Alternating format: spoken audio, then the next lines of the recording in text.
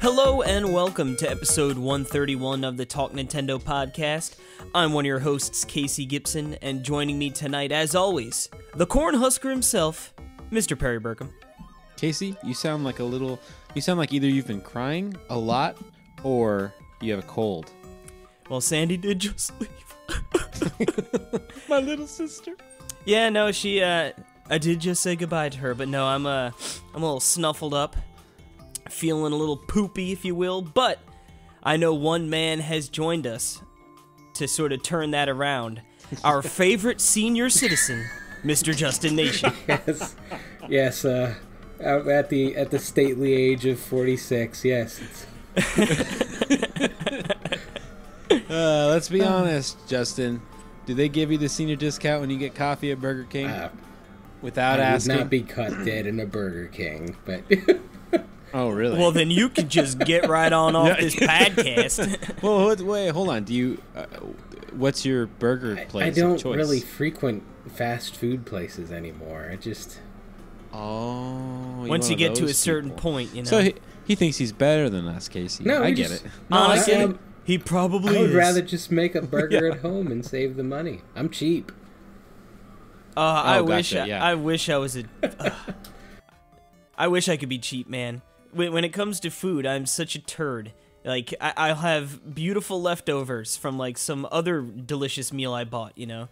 And I'm still like, freaking hate leftovers. Let me go buy something. Yep. It's a curse. Yep. You know what I had today? Oh, my goodness. Chicken, bacon, melt from Subway on flatbread. Oh my goodness, it was so good. And I put tons of jalapenos on it. Oh, you've got to. That's when I go to Subway, which I'll be honest, ever since the introduction to Jimmy John's, Subway just doesn't cut it anymore. But you get the steak sandwich, right? Steak, you put some cheddar on there, you put tons of jalapenos, and then you put that Chipotle Southwest on there. Yep. Doctor. Oh yeah, and I get Chipotle with the bacon and chicken melt Chipotle, and then some sweet onion. Oh my god! I'd ask what Justin gets at Subway, but he's probably too good for it. Back when we got it, I'd get like a Subway Club with some lettuce, pickle, some mayonnaise. Yeah. And a side of prune juice. Yeah, keeping it real. I like that. I like it. Just kidding, Justin. But yeah, we went through all your nicknames last week on the show. I don't know if you heard, but no! Did the newer jingle one make it in too, or? Wait, are you gonna have your pervert segment this week? There's nothing. Like Princess Guide, you could choose to be pervy for whatever reason, and it had no. I mean, it's one of those things. It's there, so I'm curious. Like, okay, what happens when you choose this? And I thought it had an effect because like the princess that you're talking to sort of heaves and stuff, but no, it seems to do that all the time. So I couldn't really discern a difference, and it was sort of like that thing of why is this in here? Like it's one of those it's a Japanese game things, I think, and it's just okay. Mm-hmm. All right, there you have it. But yeah, aside from that, no, nothing yet. Well, that was our... what was it called? Oh, hold on, let me look this up. We're going to have to double back, yeah. No, because I'll just... That'll be it. That'll be the segment. I have it saved here. The Pervert Realm. Well, that was the Pervert Realm. The Pervert Realm with Justin Nation. With Justin Nation. Thank you. We always... we always appreciate have to check it. There's no better... way to kick off the show than the Pervert Realm, really. Because there's only up from there. Yep, exactly. Or down, I guess, depending which way you look at it, because that might be the peak of the show. True. But it looks like we have a bunch of games to talk about this week. We've got a whole doozy here, right? We're going to start off with what we've been playing, but we got ourselves a nice little eShop roundup and news block as always, but we're going to be talking top 5 shooters on the Switch. Oh, baby. Featuring Old Man Nash himself, who is the top dog when it comes to playing games on the Switch. He knows them all. Oh, yeah. He's played them all. Oh yeah. And oh yeah. The most upsetting thing about the reworking of the new eShop Roundup is that we don't get the famous 5-word reviews from all the crappy games that Justin's played. Mm-hmm. But maybe that could be some sort of return. We can make some sort of video feature out of that. But do we have? Yeah. But anyway, I digress. Yeah, we've got some games to talk about here, and I believe Justin, in true fashion, is going to kick us off because he has certainly been playing some games. I know that. Yeah, I'm trimming it down. I'm keeping it more limited. If nothing else, looking ahead, I'll have opportunities to cover stuff. But the first one I wanted to talk about is Fate Extella Link.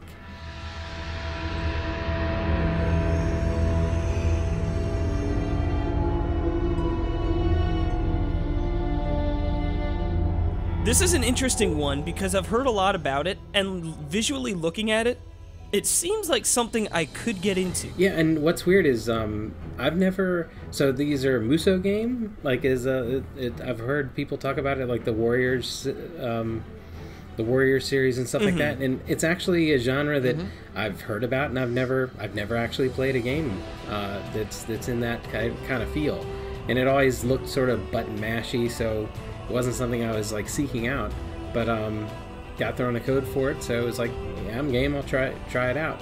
And surprisingly, yeah, it looks exactly like it's not too bad. It's definitely one of those things where, you know, when you first come in, the tutorial gets going, and it is a bit overwhelming at first with all the different layers of the different types of attacks and all that kind of stuff. It took a little getting used to, but once I got used to it, you know, you got sort of a light air attack, a heavier attack for, you know, dealing with the mobs, but then for clearing out a bunch of folks, you have a couple different special attacks that over time you get, you know, you unlock, you have choices, and you have 4 special attacks sort of on a cooldown. Then you've got just this, you know, ridiculous over the top. You know, like it reminded me of playing Final Fantasy VII when you'd get these, you know, summons that are just like, you know, crazy looking, you know, cinematic kind of stuff, and that and so, you know, you can sort of, you know, do a lot of damage with that. But I was really surprised. There's 26, I think it's 26 different characters. I didn't with the time I didn't get to all of them by any means, but I was really surprised for the ones that I unlocked.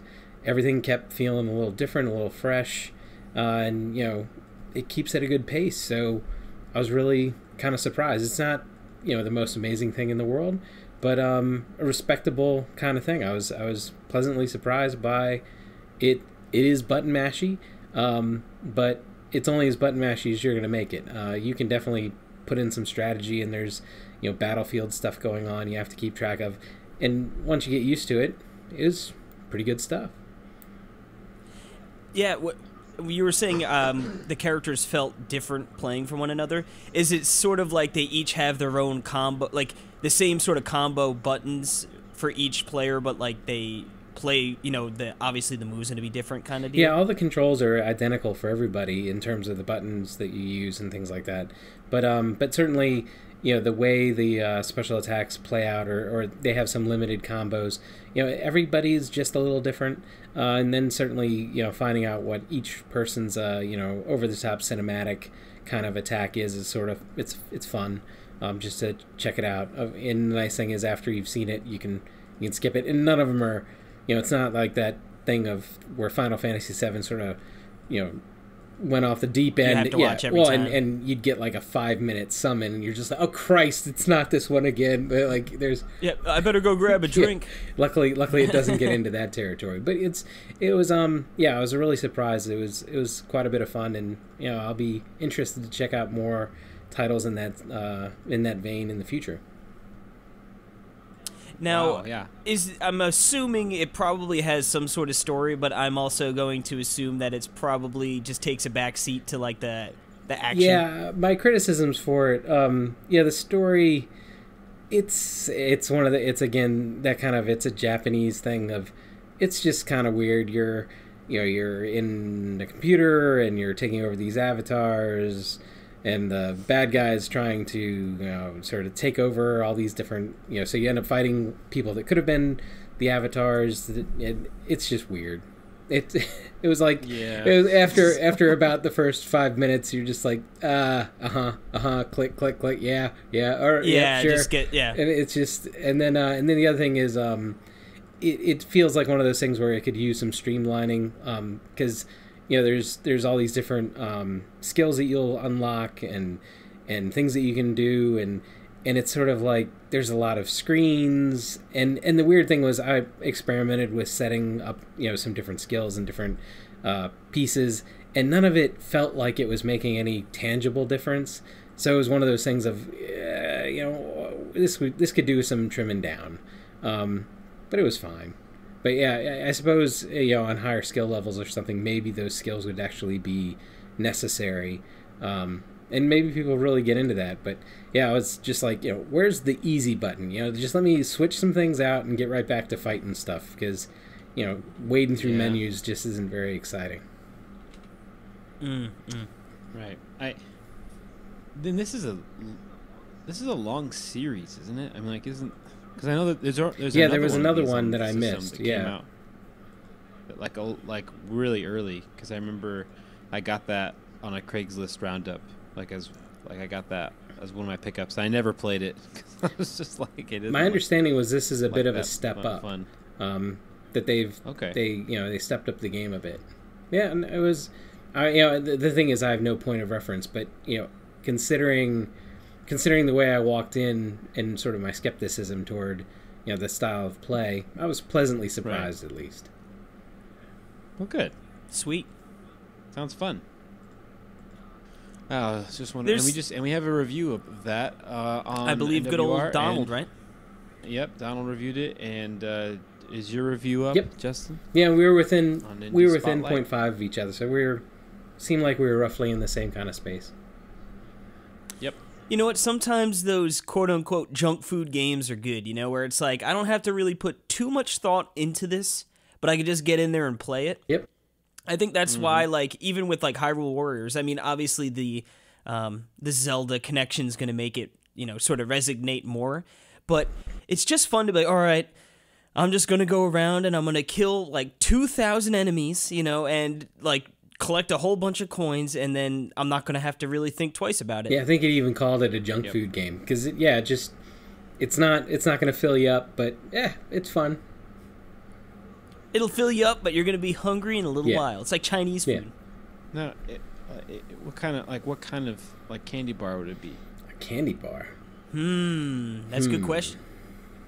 If you were to make it a candy bar, what kind would Fate Extella Link be? Oh man, see now you're putting me on the spot. Well, looking at it, it kind of looks like It's kind of flashy. Flashy. Well, I mean, maybe like a Skittles. You get that. I was gonna say a sour Skittles. See, I was gonna say maybe it was more like a Milky Way, where it's good, but it doesn't have the Snickers nuts in there. You know what I mean? That's what. Yeah. Because it's funny. I used to be a Milky Way man. I didn't like the Snickers because there were nuts in there. But man, Snickers just blows Milky Ways out of the water. Well, the secret to Milky Way. What's that? The dark midnight version is way better. What's really funny is just I used to despise peanut M&Ms. I would never get out of here, And now I don't know what the heck I was thinking. Yeah, I was a dumb. Casey, it's called growing up. Little idiot. Because let me tell you, peanut M&Ms. I used to not like sour cream. What kind of a stupid I don't like idiot sour cream am I? still. See, you haven't grown up yet. You're you still will a one baby. day. No, you are, because sour cream is unbelievable. And when you taste something and you go, this is delicious, it's probably because it has sour cream. Yes, but like a taco salad with some sour cream. Oh, yeah. Oh, my goodness. Oh, that's the stuff. Chili. Dude, my whole life I've never had chili without sour cream. I mean, I had it without it, and I had it for the first time with it. And I can't believe I went my whole life without having sour cream. I tell you what, it's chili, unbelievable. You know how I like my chili? What? On top of a dog. Oh yeah. Oh yeah. That's pretty. I like chili, but you won't find me just eating a bowl of chili, But you will find me with 2 hot dogs piled high full of chili and cheddar cheese on there. Ooh. Or go the classic with the chili with oyster crackers and some cheddar cheese. There we go. Oh yeah. And so yeah, chili, oyster crackers, cheddar cheese, sour cream, and jalapenos. Yeah. Oh, mamma mia! That's where I'm at. That's what are we? Why are we talking? We better get out there and go get some food, boys. Well, you know what I'm talking about. You like with the on the hot dog. I get the like the Johnsonville sausages with the jalapenos or the cheddar cheese in them. Oh, like okay. It's delicious, and I cut those up and I put them. So I eat it without the bun. I'm a Nate dog, man. Give me a Nathan's hot dog. Oh, baby. Nathan's, yeah. Dude, Nathan's, sauerkraut. Oh, mama. Okay. All right. Anywho. The funny thing is, I just came from dinner. I'm not even hungry right now, but I'm getting hungry right now again. I'm stuffed.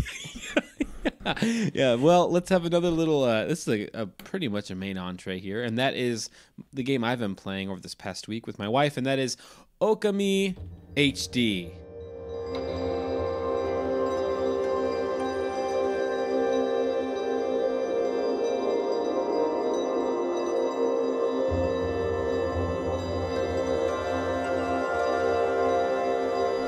Baby, I'm ready to hear you talk about this game because I feel like there's some high praises about to be spit out here. Yes. My first question, Justin, have you played this? It's one that I never got to. Yep. So this is Wait a second. Exactly. There's a game Justin hasn't played? It's not an indie. It's not an indie. Touche. It's like a classic third-party game, like back when they had third-party games. I mean, they still have now. The old AA. This is the game that I've heard so much. It is such in my wheelhouse. I've just never played it. Funnily enough, just like Katamari Damacy, like I said last week, this is the week of games I should have played, 10 years ago. That's what this is. But I've heard so much about it. Massive praise from everyone I know. It's one of my friend Aaron's favorite games. He preaches about it all the time. He loves it. I bought it on Wii, from Craigslist. I got it really cheap, but that was like a year ago. And I'm gonna play. I played Okami Den, the sequel. I played a little bit of that on DS.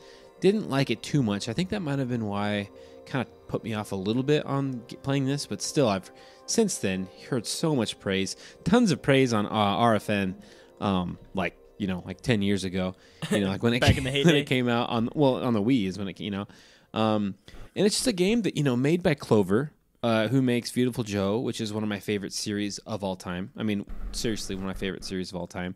Made by, it's kind of pre-platinum days, with whatever his name is, the guy that does all those Bayonetta, that guy. Mm-hmm. So, it's this gorgeous game. It's that gorgeous Japanese art style. And, of course, now we have it on Switch. One reason I know that for the past couple years is because Okami HD came out on PS4 and Xbox. And it's like, well, I'm not going to play it standard definition now because it's probably going to come to Switch. And it did. So the long wait's over. And then it was like, it's got to come, it's got to come physical, It's gonna, and it didn't, and I was like, oh no. And then I saw on good old Play Asia, it's physical in this gorgeous box, and I bought it. Boom! Yeah, that box is. And then it's gorgeous. And then I set it on my shelf for I don't know, maybe a year. I don't know how long it's been, but finally I've got to it. It was just teasing it. Yeah, it's gorgeous, And so it's like, okay, now we're here. Now this is the moment. Now. I'm finally playing Okami that I've always heard about. Is this going to live up to expectations? I put it in. We're playing really long cutscenes. They make you watch this really, really long cutscene, but I like it. I'm a fan because it's a good story, cute little pictures and dialogue that's and it's good. Like it makes you. I mean, it definitely. If I would have skipped through it, I just wouldn't know exactly what's going on. It kind of tells you the legend of everything and what's going on. And anyway, getting to the game. So, if you've heard, do you know anything about the game, Case? Sure don't. Or Justin, do you know anything about it at all? Aside from a wolf and all that kind of stuff, no. Yeah, well, that's the weird thing. It's so weird how similar this game is to Twilight Princess. It's so bizarre. And how they came out at the same time, very, very close. it's just weird because it's a Zelda game essentially. Like it plays very much like a 3D Zelda game, and you're a wolf, and then you have this cute little character that rides on you. I mean, it's and it has the cute little Midna dialogue. Yeah, I mean, essentially, yeah. And that's one of the really good strengths I think of the game is the dialogue is pretty funny. There's some pretty funny like meme quality like funny dog jokes in there, which I think like there's like a really serious there's one part where you find this thing for some guy and he's like, yes, I found this, now I can finally go to the dark forest and do this and that and as he's talking and like just while he's like exclaiming to the player and stuff, like just the dog Amaterasu just walks up and just grabs it and just takes the item from him and just walks away, like just without even like, it's just really like nonchalantly, and then he's like, hey, and then you have to run away from him. It's just a lot of really funny cute things like that. Reminds me a lot of humor in Beautiful Joe. But so that's one of the cool things I like about the game a lot. Funny characters, very Zelda-like. I mean, very, very, very heavily Zelda-like how they introduced, very Twilight Princess with the characters. And so you play as a wolf, and the big gimmick, the shtick of the whole thing is that you hold down R, and then you have a magic paintbrush thing. And that you draw on the screen, and it actually has really good. Even though the Wii had pointer controls, these controls are great. It's dual analog. You just hit R, and then you can just use the left analog stick to draw. And if you like do a line over an enemy, it'll slash. If you circle them, you can bring back like dead weeds to life and dead trees to life. And there's a part where I think you unlock like 13 or different things, and like one of them you actually draw like a circle with a line, like making like a cherry bomb, like it looks like a cherry bomb. And awesome. Then you can just spawn bombs anywhere. Where the gameplay is, I mean, very similar to Zelda, but when you go to enemies, it kind of makes this kind of like Twilight Princess actually. When you enter those little vortexes places with the dark enemies, and it has that that barricade around you. So it's kind of like an RPG where you enter a battle, and then that battlefield has you have to defeat all the enemies to have the fence to move on. Yep. And so that's something I'm not a huge fan of, because it kind of makes everything feel really, really samey, because it's like you don't see the environments. It's really pretty. It's really cool, but it's just kind of like okay, jump into there and start a battle and then finish it, and then you go back to the main world. I mean, it's cool effect. Sort of rinse and repeat eventually. Yeah. But yeah, it's just and the combat isn't as satisfying as I would say like a Zelda 3D Zelda is. Like just like it feels good to slash the people, the enemies, and you can use your brush techniques while you're fighting too a lot, and that's really fun. There's a lot of whenever you beat like the big temple, you unlock like a weapon that you can use, and it's cool. It's not like, it doesn't feel like the boomerang, it doesn't feel like, they're not as amazing. Like I've got this and now I can do this. It's not really that. I mean, there is that with the brush techniques, but not with the weapons. But even the brush techniques it's not as puzzly as Zelda. It's kind of like you walk over and you see this empty area and you know exactly what to do. And you fill it in with some ink, and then it grows back to life. And then it's like, okay, got it. And then you see a crack in the wall that's glowing, and it's like, well, I obviously need to make a bomb. Like the only thing I can do is make a bomb. So they almost made it too obvious then. I mean, yeah. I mean, there's not really, from what I've played now, I'm about 7 hours in. From what I've played, there's not really any puzzles. And so, how do you know how long the game is? Because I'd imagine it's probably around 7-8 hours. Like that's sort of like the idea I always got. Like it wasn't too long of a game. No, I've always heard that you should look it up, because I've always heard that it's super long. I am like looking right now. Super long, and that was the biggest thing, was that it kind of overstays its welcome. And that's one of the things why I haven't been getting into it. Holy moly! Yeah, I was way wrong, brother. What 35 hours. Okay, 35 for the main story. Oh my god.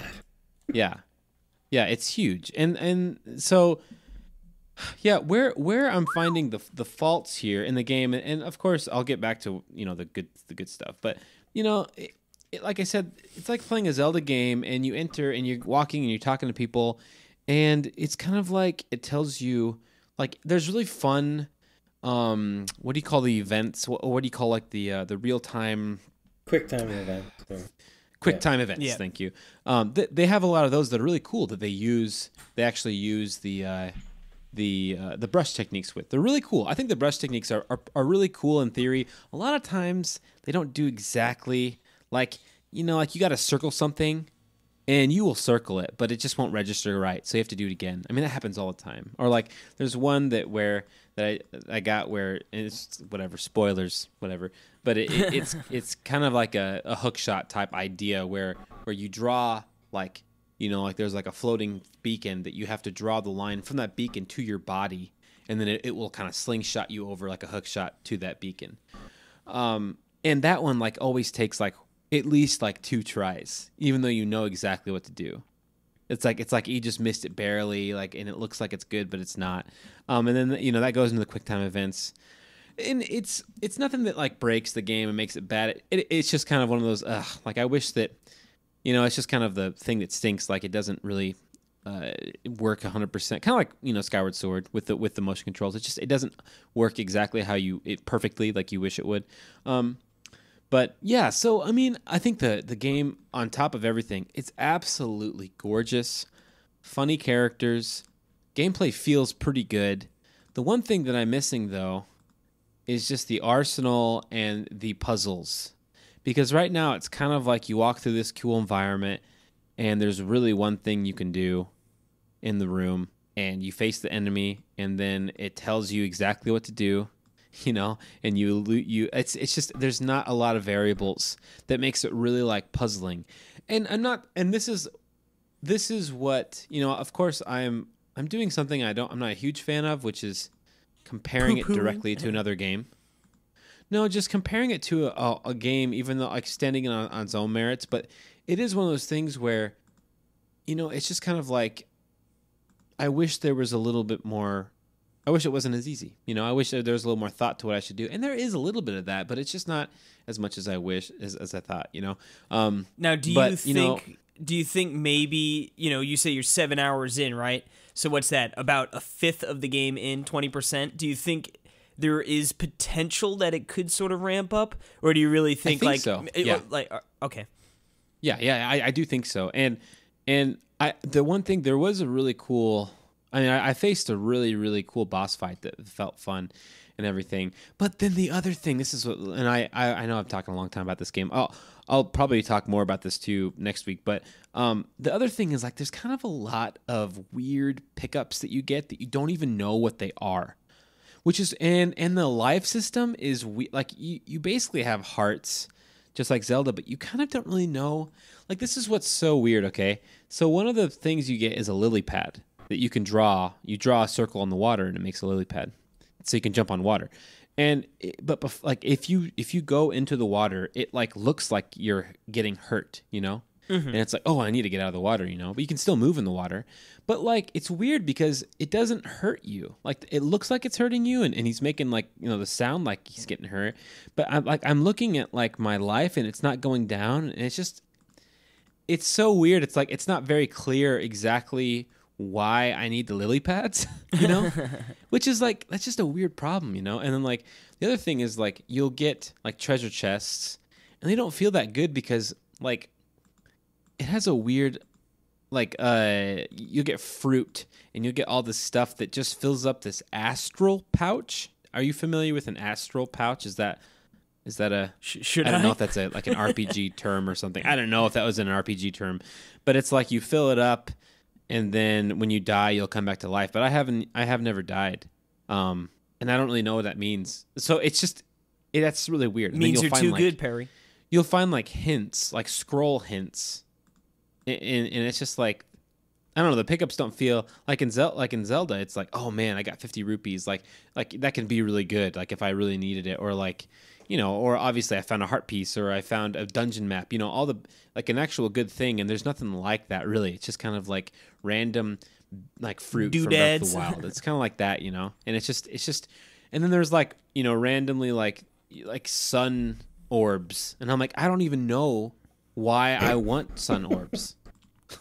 Like, you know what I mean? Like, I don't know why these are good, but maybe I should feel good. Yeah, and it's like, okay, like I better go, you know, and there is a money system that, and then, you know, and I went and you can buy stuff from merchants and stuff like gold, and and it says gold like upgrades your sub weapons, but I don't even know if that's permanent or if it's like a temporary buff or something. I have no, and there's just a lot of weird buff things. It's like I'm never gonna use like this stuff is so easy. I'm never gonna use like a temporary increases your attack power. It's like I can destroy everything easily. So it's kind of like an amazing looking, like one of the best games I've ever seen, cell shaded looking games. And, you know, with a funny it has everything going for it besides a little bit of the setup of the game design. The game design, I think, is the only thing that isn't like a 10 out of 10, which makes it, you know, which drags it down. Which, you know unfortunately, I mean? That's like one of the biggest, most important exactly. factors. No, exactly. It's just, you know, when you think about it, it's like you can have the most amazing game that looks and sounds and you know, like it feels good, but then the game design is just bad. And it's not necessarily bad. It's just you know, not that it's kind of agey. It's thoroughly not good. Like you've really sold this game for me, Perry. I'm dying to play it. Yeah, I know. Well, the thing is I know, and like I said, it's not that it's bad. It's really not bad. It's just that it's not. This sounds like a game I wish I could like play a demo of. Yeah. You know, or like rent it for one night and be like, I played like 2 or 3 hours and I enjoyed it, and then that was that, you know. But at 35 hours, what the heck? I mean, that I think that's my problem. It sounds like it's, you know, okay, relatively, but it sounds like it's relatively unsatisfying, at least in some fashion. But it's a 35-hour game. Why am I playing? You know what though?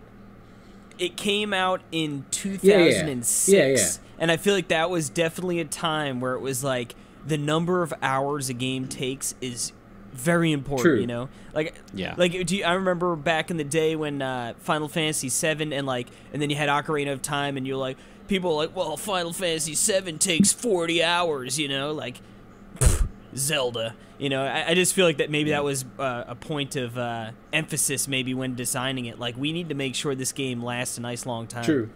Yeah, because now, man, you tell me it's gonna be like 10 hours, unless it's something amazing. Yeah, there's no chance I'm gonna even consider it. Well, yeah, well, it's kind of like the funny thing is like you start it and you're like, whoa, like this game, like as you're playing and it's kind of like how it looks, and it's like this game potentially could be like better than a Zelda game, you know, and then you get playing, it's like, well, no, it can't. I can't, you know, but it's still. I know I hate to paint that picture, but it's still a good game. I mean, it's still a good game. It's just it's flawed, you know. That's okay. Yeah. It's just yeah. But I'll talk more about it next week. So I'll get, because I've been kind of playing like an hour like every night, you know, and it's been fun. It's been enjoyable. Jill's like watching it. Oh, I mean, yeah, definitely looking at it. It definitely looks really amazing. Pretty. And there is a lot of different things happening, and you're gaining a lot of different powers that you can use, and it's. I kind of feel like I ragged on it a little too hard than I should have made it sound. Like, honestly, because it actually is a really good game, but I guess it's my decade of hype for the game that kind of caught up to me, where it's like it's good. It's just not the most incredible game in the world, which is okay. So they can't all be gems, Perry. No, they can't. They can't all be gems. They can't. I'm trying to think of a segue to your game, Casey, but I don't really know a good segue from gems. Are there gems in your game? Yes, there are. There you go. Then they can't all be gems, but they can always have gems in them, like Casey's next game. Yes, and that is Iron Crypticle.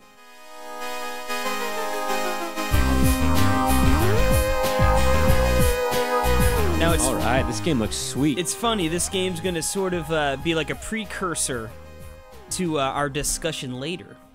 But this is actually a game, I'm actually doing a review on Nintendo World Report, despite the fact that it came out like a month ago. No one picked up. Yeah, well, no one picked up the review, and I've been busy and stuff with work, so I was like trying to get back into the review game, and I was like, you know what? This game looks pretty sweet. So, what it is, it's an old school shooter, baby. It is a twin stick old school shooter, and it is slow paced. Now, I mean, we have talked about plenty of shooters on here, and we're going to talk about even more later. But a lot of them, like Tesla vs. Lovecraft, very fast-paced, you know, like tons of crap going on, right? This, very much more methodical, but not in a bad way. It's slow-paced, and but still really fun. Now, you don't have, like, free 360 aiming. It shoots in, so you've got, like, your cardinal and your diagonal directions.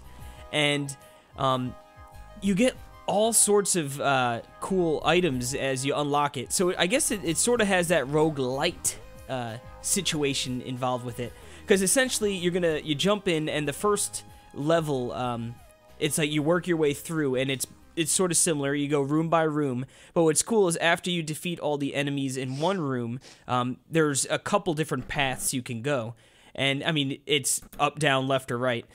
Well, not left, up, down, or right, and you work your way to eventually the boss. And once you get to the boss, it's, you know, now Justin could, he's probably played more than I have at this point.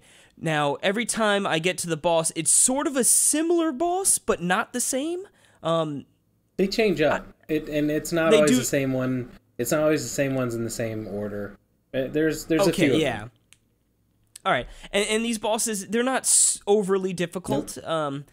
But they're fun. Like, they're fun fights, you know. It's like some of them have, like, oh, you need to sort of blow away, like, the protective padding it has around it. Some of it reminds you of, like, Link to the Past, where it has, like, certain, like, orbs around it, and they sort of shoot out. They're like little bats, almost. And now you work your way through, and then you drop down to the next level. And the way the items and the power-ups work, you get new items, or new weapons, I should say, but they don't last the entire time. They have, like, how much ammunition, right?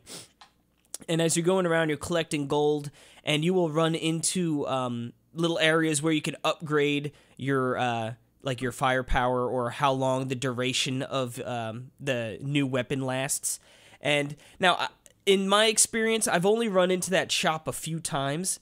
I don't know if there is maybe a way to sort of pick it out, because like I said, you are working your way through this map, and when you load up, it shows you sort of the layout of the floor, and like, there's a bunch of rooms, and you're not going to hit all of them, you know what I mean? Like, you're gonna work your way through, and they're just sort of different nodes, and they do have icons, so maybe I should look for that next time I play to see exactly what the upgrade shop is. But what's cool is you actually can run into, like, a little arcade game, and then it turns into a 2D platformer where you are getting chased by just, like, a big wall of, like, did someone say 2D platformer? Yeah. Yep, baked in, Perry.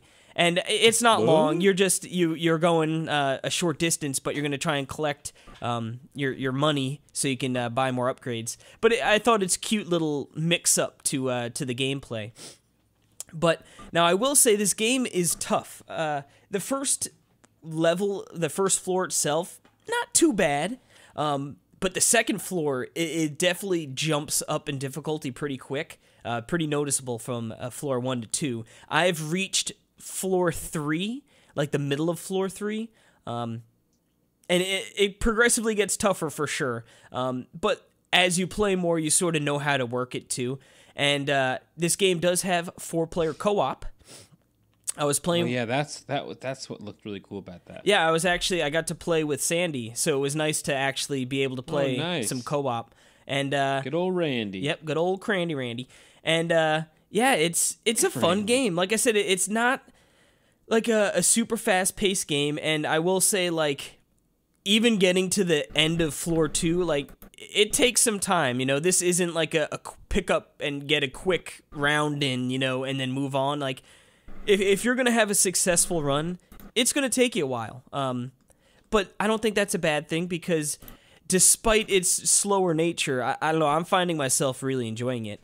And I'm pretty sure juicy. Justin really enjoyed it too, right? Yeah, I got hooked on it. I was on vacation at Disney, and that was sort of my go-to while I was there. It's like you said, I think the only issue, if it was, you can play it in hard mode, which cranks it up, but it's almost like I wish I could skip, like have a save or something for the end of like the second world or something, so I could more quickly get to where it's challenging, but like challenge my score somehow. But yeah, it's a lot of fun. And the thing is, it's a $10 game, so for the money, it's actually one of the ones I think I put it on for the top 20 of both my. I think it's on 3 lists actually. I think it's on my retro, budget, and shooter list, somewhere in the 20, because yeah, it's a $10 game that's got tons of replay value, and it's retro styled, but it's a solid shooter. But yeah, it's not fast paced, and I prefer fast paced. But no, it's a lot of fun. Like you said, sorry, go ahead, Perry. I was gonna say, when you say like kind of fast paced, like, what would you call another slower paced shooter? A slower paced shooter. Like would you like Iron Crypticle? There aren't too many. Okay. Because most of them go for intensity of some kind, and I was gonna say, I kind of like, when I think of that, it kind of reminds me of Neon Chrome. Yeah, like, I mean, but Neon Chrome gets a lot more crazy intense. Like yeah, it does. But yeah, it is slow. But it kind of has that, like, you have that strategy, right, of like kind of going around walls, and I don't know, like I might be confusing that with another game, but I think so. No, it's not you're like right. Like Tesla. Yeah, oh yeah, Tesla is a whole different thing. No. Yeah, definitely not. Yeah, Neon Chrome's more deliberate. Yeah, I can say that. Yeah. Okay. Yeah, no, but like I said, it surprised me because I was like, okay, twin stick shooter, cool, let's see it. And they actually were, I believe, the same team behind Rockboshers. Yeah. Which I talked about a little while back as well. And Aqua Kitty DX is another one of theirs, I think. That's right. That's what I heard. Yeah, Aqua so Kitty. Everyone says like, these are the Aqua Kitty guys. Yeah, they're really living in that retro realm, and I think they've been doing a very good job. Yeah, especially for the price. I mean, yeah, they're budget games that are actually very good budget games. They don't necessarily feel budget, nope. You know. Well, then they should be more expensive. Yeah. Charge double, dang it. Yeah. I kid. I'm not buying it. Yeah. But yeah, there you go. I'm gonna be playing more of this game, and I'm gonna have a full review up on the site, and maybe I'll give a little quick bite next week on my final thoughts of the game. But yeah, like Justin said, it's a nice budget-friendly game, and you could get hooked, and it's got tons of replayability. You've got the if what it about is the custom ability. Yeah, custom ability, meh custom ability. I mean, you pick up your things here and there. I should say though, like every run I'm going through, it's like I'm unlocking a new weapon, that's becoming available. So it does have some unlocks and stuff to get new weapons and then sort of spice up the gameplay too. And those... Because in the beginning, you have like your main gun, and then you pick up a few, and it's like I've gotten like a flamethrower, and like you get all sorts of different crazy weapons. And those upgrades, as you get along, they do make a big difference when you get them. They do help you out a lot. Like the missile launcher and stuff like that. Yeah, you can do some damage with those things. Boom. Very good. Now I have one more question for you, Casey. Nope. Did you download this with an NA code? I did. I believe so. Yes. Why? All right. Because then I can download it. Your boy's gonna play it. Yes. Heck yeah, dude. There you go. Well, I'll download that now. Moving right along, I believe Justin's got one more game to close out what we've been playing here. The closer. Yeah, this one's a pretty quick one, and just because it's a pretty well represented genre on the Switch. It's Block-A-Pix Deluxe.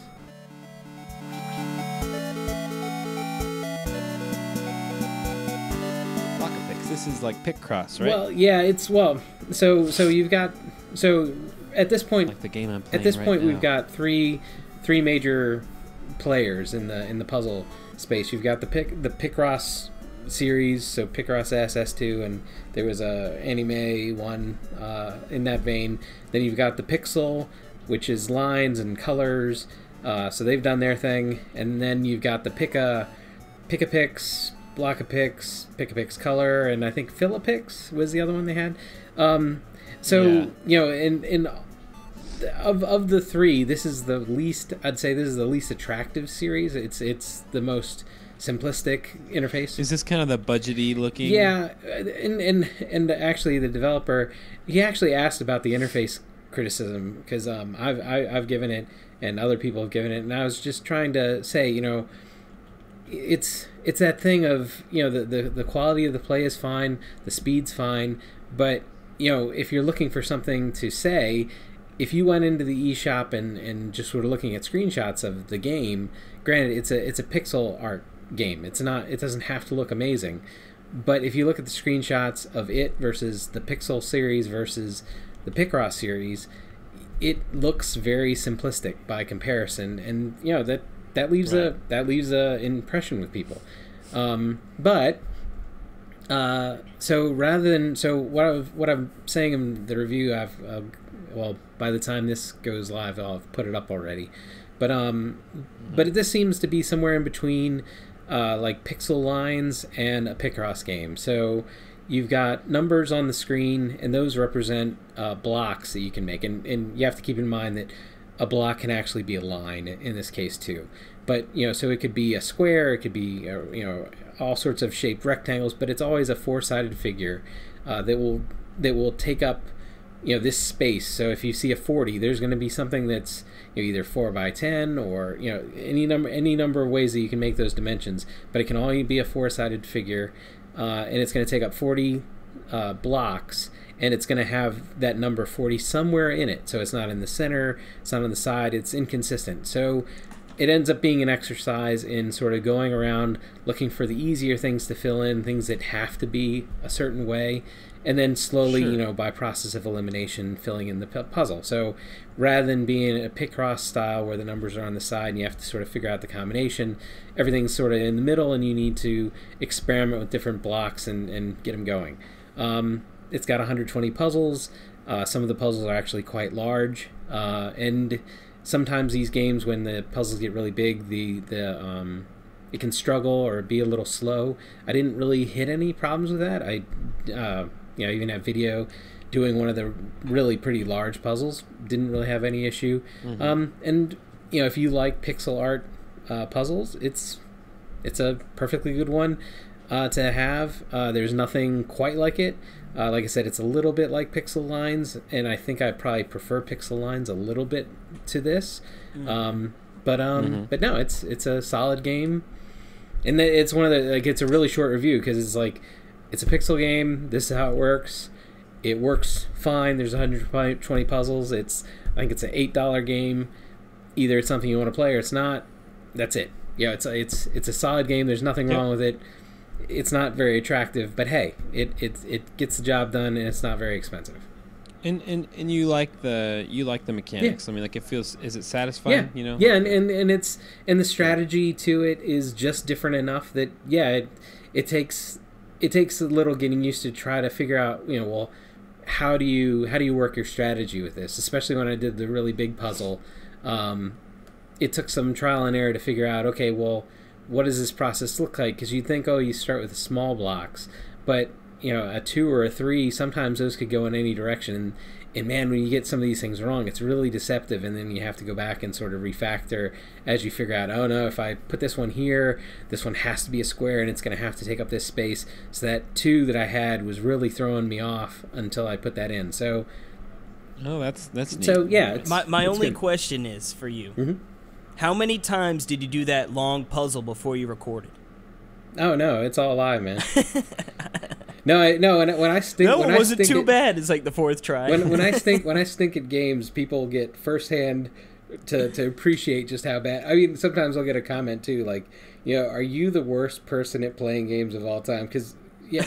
Well, and the problem too and then is, you just redirect them to Perry.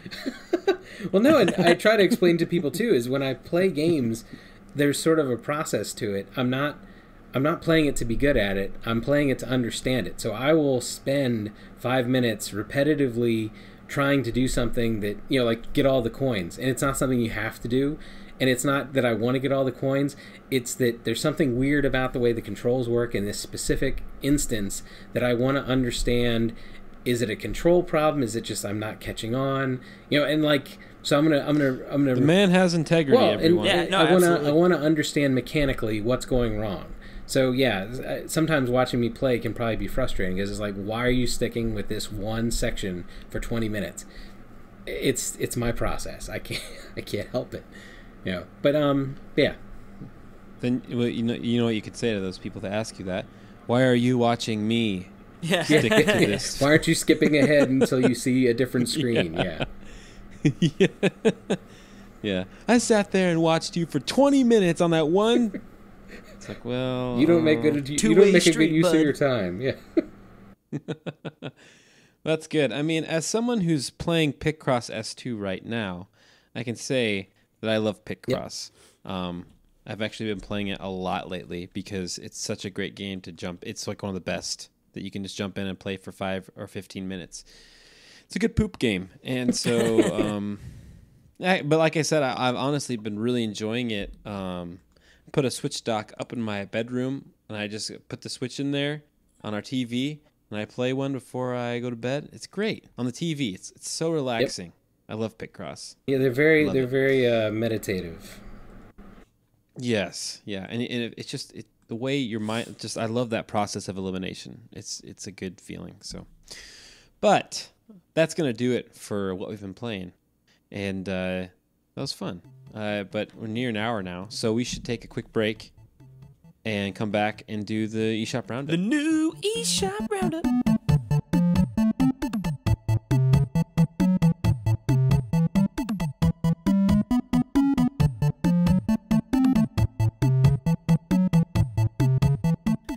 Alrighty, we are back, and it is time, Perry, for what time is it? The new eShop Roundup.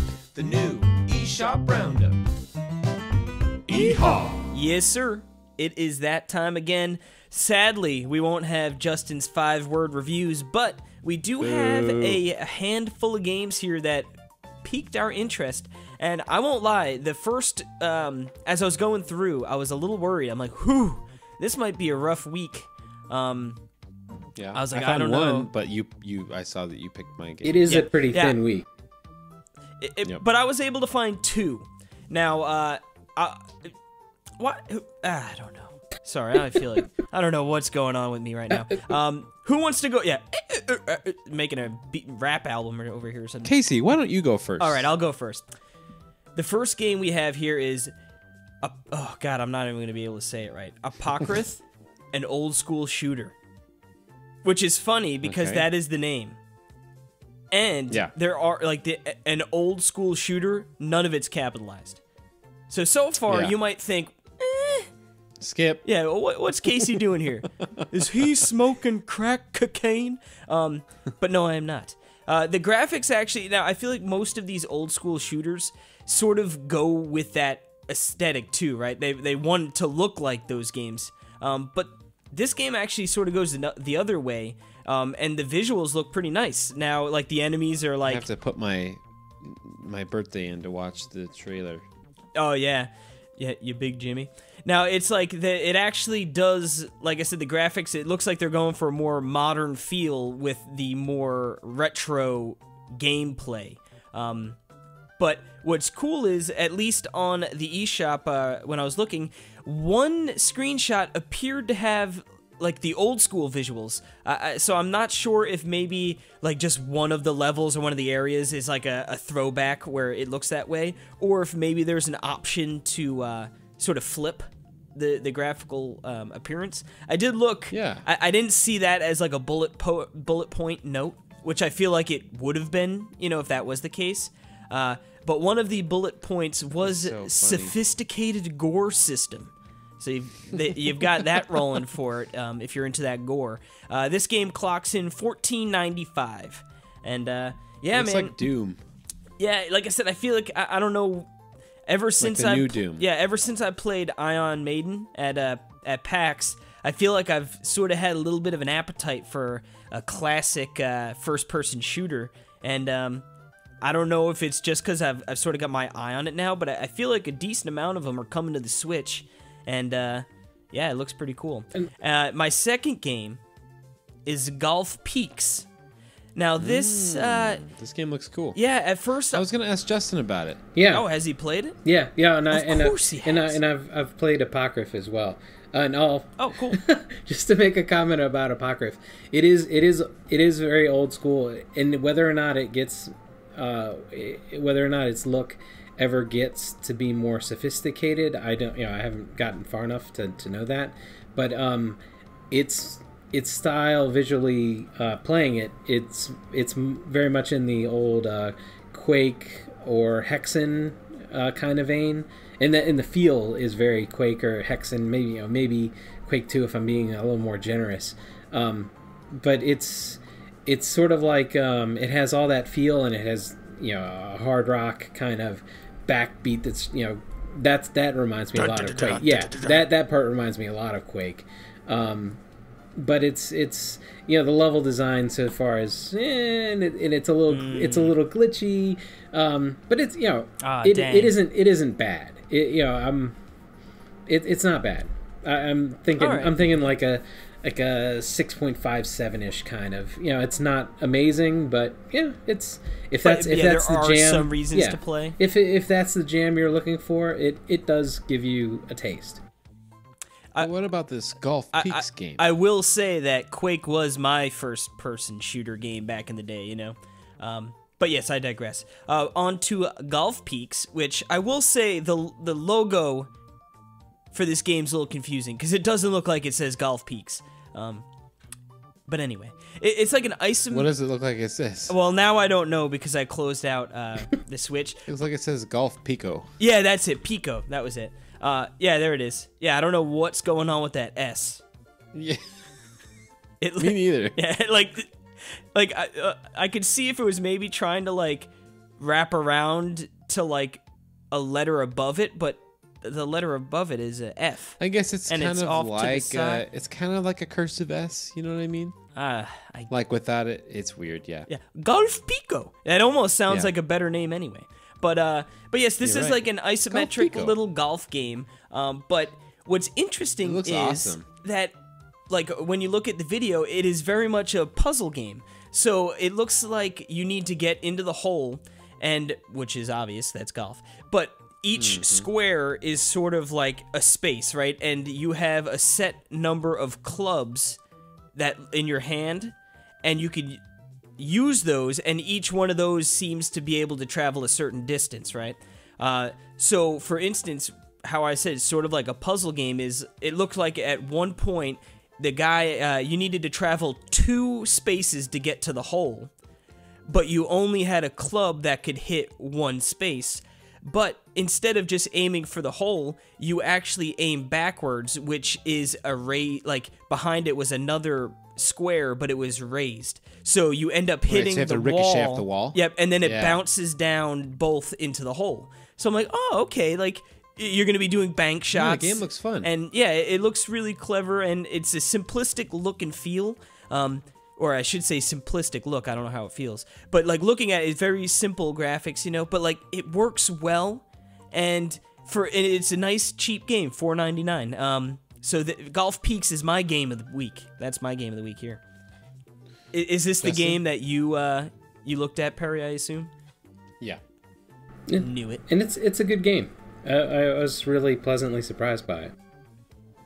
Cool, yeah. It looks like a nice, simple little puzzle game, which, with the mini golf aesthetic in a way, like just the idea of hitting a golf ball. I love it. Well, and it really keeps moving and changing. The mechanics you're talking about, the bank shot type of thing, it doesn't dwell very long on anything. It's, as you get to a new world, it sort of gets into new ideas, and you do build on sort of some of the things you've already done, but for the most part, it keeps fresh. So it's one of those. It doesn't overstay its welcome, but at the same time, it doesn't. It's not like it introduces an idea and then it just like never comes back to it. It's a good balance. Hits a nice balance. All right, sweet. That might be a game. Like I said, and what's nice is $4.99. How do you beat that? Yeah. I know, exactly. You beat that by having your Gymbot friend buying it and you downloading it for free. Yeah, how about faux free? But Justin, yeah, let's hear your runner-up and game of the week. My runner-up is it's called Star Drone, and actually, it's actually a game I've played. I think I've played for about an hour and a half.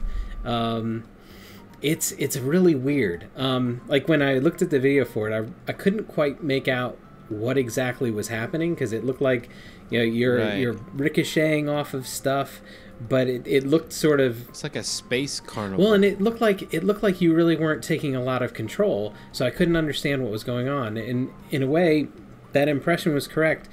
You do have control. Well, you do have control over things, but it's limited. So it always starts out with you sort of aiming your shot.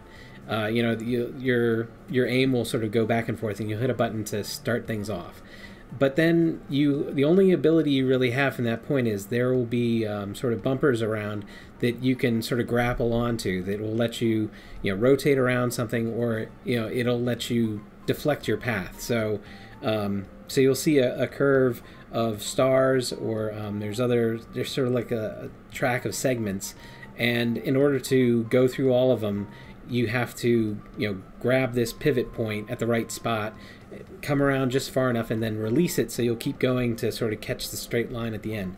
So there's timing involved, there's a little bit of skill involved, and it just sort of keeps getting more complicated. And in a lot of cases, it gets very complicated as you go. More than I'd say, about 12 to 15 levels in, it starts getting pretty crazy. And it just sort of keeps adding on more and more and more challenges. So it ends up being sort of like a mix of like a puzzle game, an exploration game, and a pinball game in a way. So it's completely different. I can't say I've ever played anything like it. Whether or not everybody will like it is certainly a valid question. But yeah, it's neat. So it's basically a high-speed action thriller with a mix of arcade action, pinball, and breakout. I take it that's their marketing. Yeah. Yeah, it's different. Yeah. Gotcha. Well, speaking of pinball, yeah, we know you're Talk Nintendo's resident pinball wizard. Yeah, I love. So yeah, the other one, it's DLC technically, but this week and it already came out, but I haven't gotten a code for it yet, so I'm very upset. The Williams Pinball Volume 3 pack is coming out for Pinball FX. And it includes a very high-profile classic table called Theater of Magic, which if you are a classic pinball fan, you definitely would know about that table. Championship Pub is also popular and pretty well-known. And then a little bit less well-known, and actually one that I can't say that I've played, I've seen it though, is called Safecracker. Theater of Magic is probably, for me, it's probably like a top 10 pinball table. Mm-hmm. A lot of action, a lot of multi-ball stuff, just a lot of interesting ramp shots, and it's got a great theme. I'm curious to see one thing they've done. So once Pinball FX took over from Pinball Arcade for the Williams license, what they've done with all the tables they've done so far is they let you play it in the straight up sort of classic version, but they also offer up a enhanced version. So it's sort of Pinball FX's way of doing their thing with these tables, and so far I'd say the first pack, it always felt like the enhancements were always sort of more tangential, like they'd have a figure that sort of roughly looked like they were involved, but they weren't really part of the experience so much, so it just felt like random animations sometimes. What they've done with Pack 2, and I'm hoping with Pack 3, they've continued to get better at integrating these animated characters better with the action and better with what's going on. So I'm really curious to see what the female, it looked like a female magician for Theater of Magic, so in the center. So I'm curious to see sort of what enhancement effects they get with that. And then with Championship Pub, there was always a boxer in the middle, the old style, and his arms would move and he'd turn. So I'm curious to see, the enhanced version, what they do with that. And Safecracker might have opportunities too. Safecracker looks like mechanically it plays very differently in terms of how the table's set up and stuff like that. So there might be, it might have been a choice of theirs because there were a lot of opportunities to make the most of sort of these enhancements.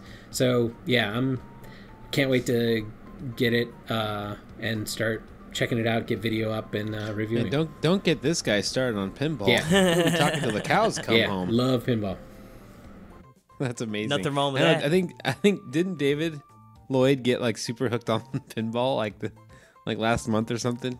I feel like I think he challenged me on some of my scores, but I'd already sort of moved on, so I didn't go back and take him up on it. But yeah, I think he got David's beneath Justin. You heard it here first. He's not worth my time. Yeah, it's only the guy from Switchwatch. When he throws down the gauntlet, I'm honor bound to put him in his place, because he loves to put up a score, and then like a half hour later I'm like, oh, I liked your score, it was really cute, here's a score 3 times that. Have score. Fun. Nice. Yeah, move along, boy. It's amazing. Well, I have 2 games for the eShop Roundup.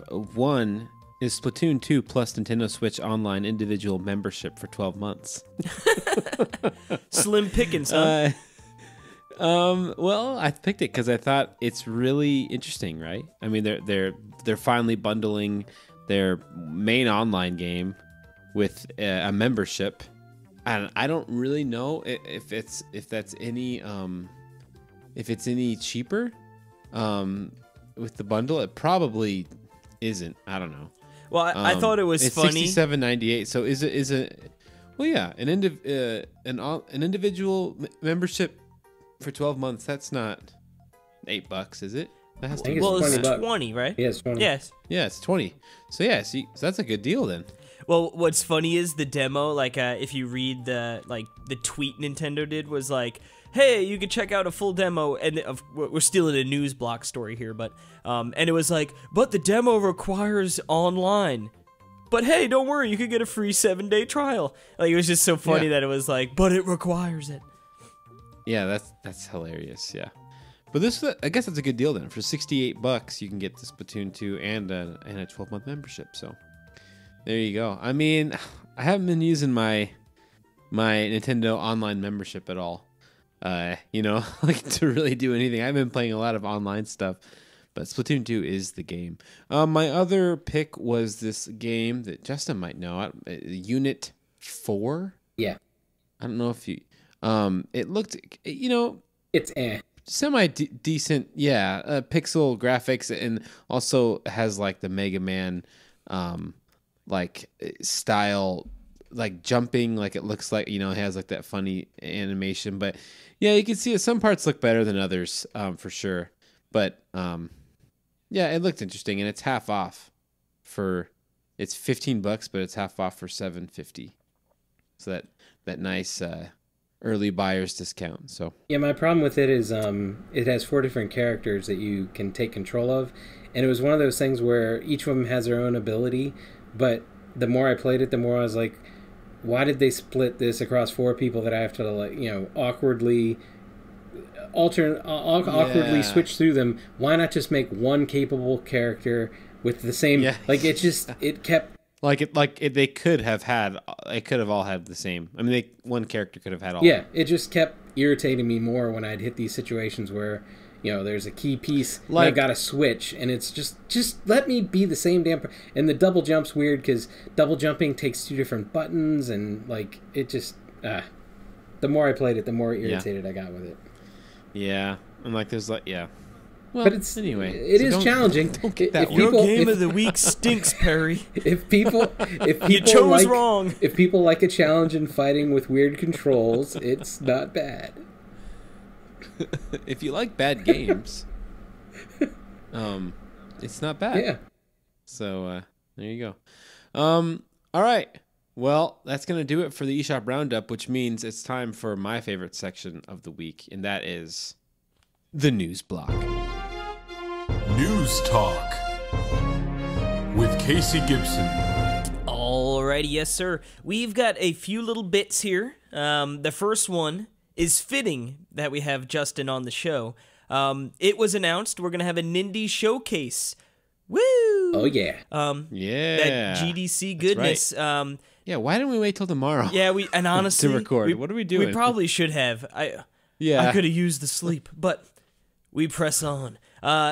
Yeah, there are going to be 30 minutes of Nindy goodness. And I believe that's it. I read it right. It's 9 a.m. Pacific time, right? Yeah, noon Eastern, yep. Yep, noon Eastern. So maybe I'll be taking my lunch a little early tomorrow to catch that bad boy. But yeah, that should be interesting. I mean, 30 minutes. I'm sure they're going to sort of reiterate some games that have already come out, But I'd expect a good chunk of new stuff, Yeah, my understanding is there's definitely some interesting announcements coming. Yeah. Oh, man, I can't wait. It's going to be great. It's going to be great. And, everyone hears us talking. They already know exactly what happened. Yep. Yeah, that's true. Casey, any bets? I mean, it's right now. It's Tuesday night. Any bets for? Well, I mean, going on the outlandish, quote unquote outlandish, and like the rumors of Microsoft and stuff. Are we going to see Ori and the Blind Forest? Are we going to? I mean, like, and I guess like, is that really an indie? Like, yeah, no, right? Like, I don't even know. I don't know. Yeah, I don't know. I mean, I'm trying to think of like, it's funny. We're kind of getting to the point Cuphead? where all the really incredibly Cuphead, baby, that would be huge. Yeah. Yeah, got a cough. Yeah. Ooh. And the best thing is, it doesn't. You could, if Justin knew right now, he could just tell us straight up, and we could air it like normal, and it wouldn't even matter because everyone's already gonna know. They're gonna be like, "What a bunch of idiots! They thought Microsoft was." I'm just a humble indie guy. I know nothing. Yeah, right. You know it all, Justin. Yeah, Justin creates the Nindies. Yeah, I am Reggie. Wait, no, wait, what? It's Kirk Scott. Kirk Scott is the indie man, and he should be hosting. He should be the host tomorrow again. Hey, why don't you bring Kirk Scott onto our show? Yeah, he does follow me on Twitter. I could DM him. Yeah. He'd probably be like, and then all of a sudden I'd check back in the morning. Kirk Scott no longer follows you. Blocked. I'm oh man. It's that tricky thing of since he's officially a Nintendo person, you have to go through all the channels and it has to be approved. Blah blah blah blah blah. Yeah. It would. I imagine Nintendo would be like, well, no. But then they'd be like, and the whole thing, but guys, it's Talk Nintendo. And they'd be like, oh, the whole thing that happened with Casey and Jerry. Yeah. Oh, why didn't you say so? Well, the last time that we had someone on one of our podcasts from Nintendo, they got in trouble. Like, that was Reggie the telethon, was actually right? mad. Was actually mad that what they said. Yeah. And the worst thing, it was like amazing. a Minecraft tease. I know. Should have at least gotten in trouble for something good. I know. Yeah. So, Justin, get him on here, and we will try to get him fired. That's all right. Then he will replace Perry as the host of Talk Nintendo podcast. That's right. The Perry and Jerry Show. All right. We're getting off the rails here in the news block. Next up here, we've got some exciting news, I'd say. Nintendo is starting to email people when games on their wish list go on sale. This is exciting. Yeah, man. That's I mean, it should have been something that should have just been at the onset of the invention of the wish list.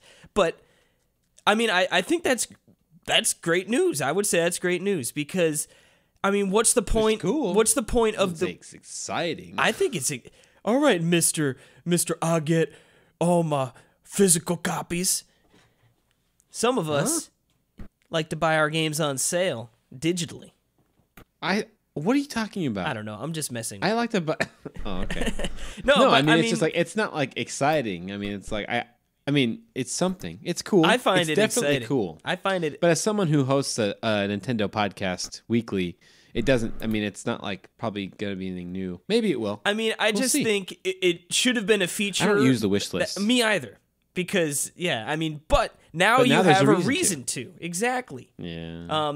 Like I said, it should have just been something that, oh, why would I have a wish list if no one can gift me games?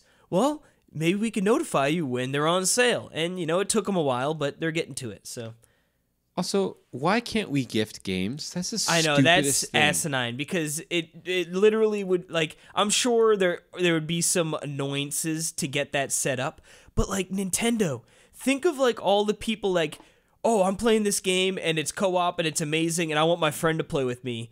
I'm just going to buy it for him, and then they're going to play with me, like... Yeah. I don't know. It's stupid. Yeah, and it's like it's so dumb. But anyway. This next bit of news I put on here, especially for Perry, but I think Justin's going to be excited about it too. And I don't know which one of you two Jimmys wants to take it, but you take it. I'll take it. Dead Cells DLC Rise of the Giant. There's a DLC update. Get it on March 28th for the PC. It's coming to consoles. But they're trying to work on it and get it as soon as possible. But they are using the excuse that they're a small team. Yep, with the smiley emoticon as well. I gotta say, and I've got a scheduled appointment to check that thing out at PAX because nice. That was high on my list of gotta play that. Yeah, I knew. Now, what's it gonna be? Like what's the difference? Like what's it? They have. How do you add DLC? They have. To Dead Cells? It sounded like they have an entirely new area, a bunch of new cosmetics for customizing the way your guy looks. Not that I think Dead Cells really needed that. And then I think a new boss and stuff like that. So it sounds like quite a lot of content, and it's free DLC. So, win-win. Yeah, why are they doing that though? I think because of between. Early access and the response when it came to consoles, I think it's one of those that they're just very flattered by how much success they've had, and they feel like the game wasn't quite everything they thought they wanted it to be, so they want to really. Yeah, man, I think it's a perfect game, and I wish that they were making like a sequel or like a new thing. Yeah, no, I would love to see what they have next. But this is cool. But it's like the chances of me really, really digging into this. I mean, I'm not saying I'm not going to, but I'm not like. It's hard to go back to games. Not super classic DLC, man. Like I said, even my favorite games of the year: Breath of the Wild and DLC and Dead Cells. Your favorite game? DLC.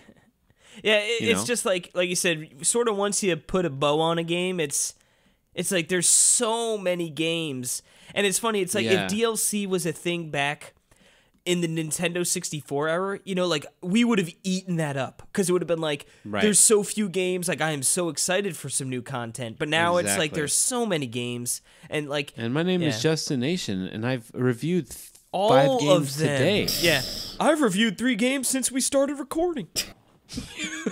You're like, man, Justin, you were incredible. Exactly. I'll say it here first. Justin Nation is a national treasure. Yeah, he is. Not just because my last name's Nation, yeah. Yeah. Yeah. I didn't even think about that. So good. Amazing. I'm a national treasure, yeah. Justin National Treasure. Oh, that's amazing. That is amazing. All right, our last little bit of news here. We already sort of went over it. Splatoon 2 demo. It's on the way. Actually, I guess that demo went live now. As of recording, it's live up until next Monday morning at 6:59 a.m. Pacific time. You could check out the free demo as well as receive your 7-day trial to the online. And I believe we have a late addition to the news. Breaking news, Perry. Sound the ringer. Breaking. Sound the ringer. Yeah. We need some sort of ringer noise there. That's funny. This just in. Yeah. Yeah, Konami announces 3 classic collections: Arcade, Castlevania, and Contra. So this is for the PS4 and Xbox One and Steam, not Switch. Just kidding, it's on Switch. I was just gonna say, I'm looking at an image with the Switch logo. Dang it! I know. Now this is for the obviously 50th anniversary of Konami, so this coincides with Justin. Happy birthday to Justin and Konami. Here's the thing. My question. Now they're releasing on April 18th for $20. Oh baby. And the arcade collection is $20. It includes Gradius 1 and 2, Life Force, Twin Bee, Scramble, Thundercross, Haunted Castle, and Typhoon. So it looks like that. See, I mean, I'm telling you, I would be all over a Castlevania collection physical. I would be on and the arcade and probably the Contra too, but more likely just arcade and Castle. Oh my goodness, if they could have that but it's they haven't.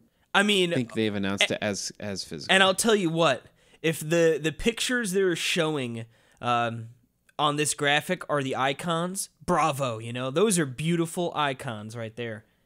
Mm-hmm. Yeah, this is exciting. Will I get them or all of them? I don't know. It might be a sale type of game, but I mean, first and foremost, a Contra collection? Oh, baby. Castlevania, and it's the good Castlevania. All right, so we've got, you said the lineup for the arcade. Contra and Castlevania lineups only partially revealed. Castlevania collection will have the original, Castlevania 3 Dracula's Curse, Super Castlevania 4, and dude, Super Castlevania 4 is amazing. When you talked about it. And as well as Game Boy title Castlevania 2 Belmont's Revenge. As for the Contra collection, you've got Contra for the NES, Super Contra the arcade, Super C for the NES, and Contra 3 the Alien Wars for Super Nintendo. This is the first time that the NES Contra title has been re-released in a digital format after being included unlockable in 2007's Contra DS. Whew! Contra 3 is a badass game too, man. Yeah, I've never really been into the Contra games. I mean, not that I haven't. I just have never played them. I mean, and the Castlevania games either. So, could be your entry, man. Would be interested in these. Dude, I'm telling you, Castlevania 4 is incredible. Super Castlevania 4. Oh, I bet there's probably a good chance, right, that these, even if they don't come to America, you might be able to snag a Japanese import physically. Yeah. The belt action. Anyway. The Belt Action Bundle. Remember that insane game we played? Dude, that was so much fun. That was crazy. Anyway. But yeah, there you go. We're going to take a quick break. We're done with the news. Quick break. When we come back, it's the topic of the show, which you guessed it, because we already said it before, is the top 5 shooters on Switch, featuring Old Man Nash. Excuse me.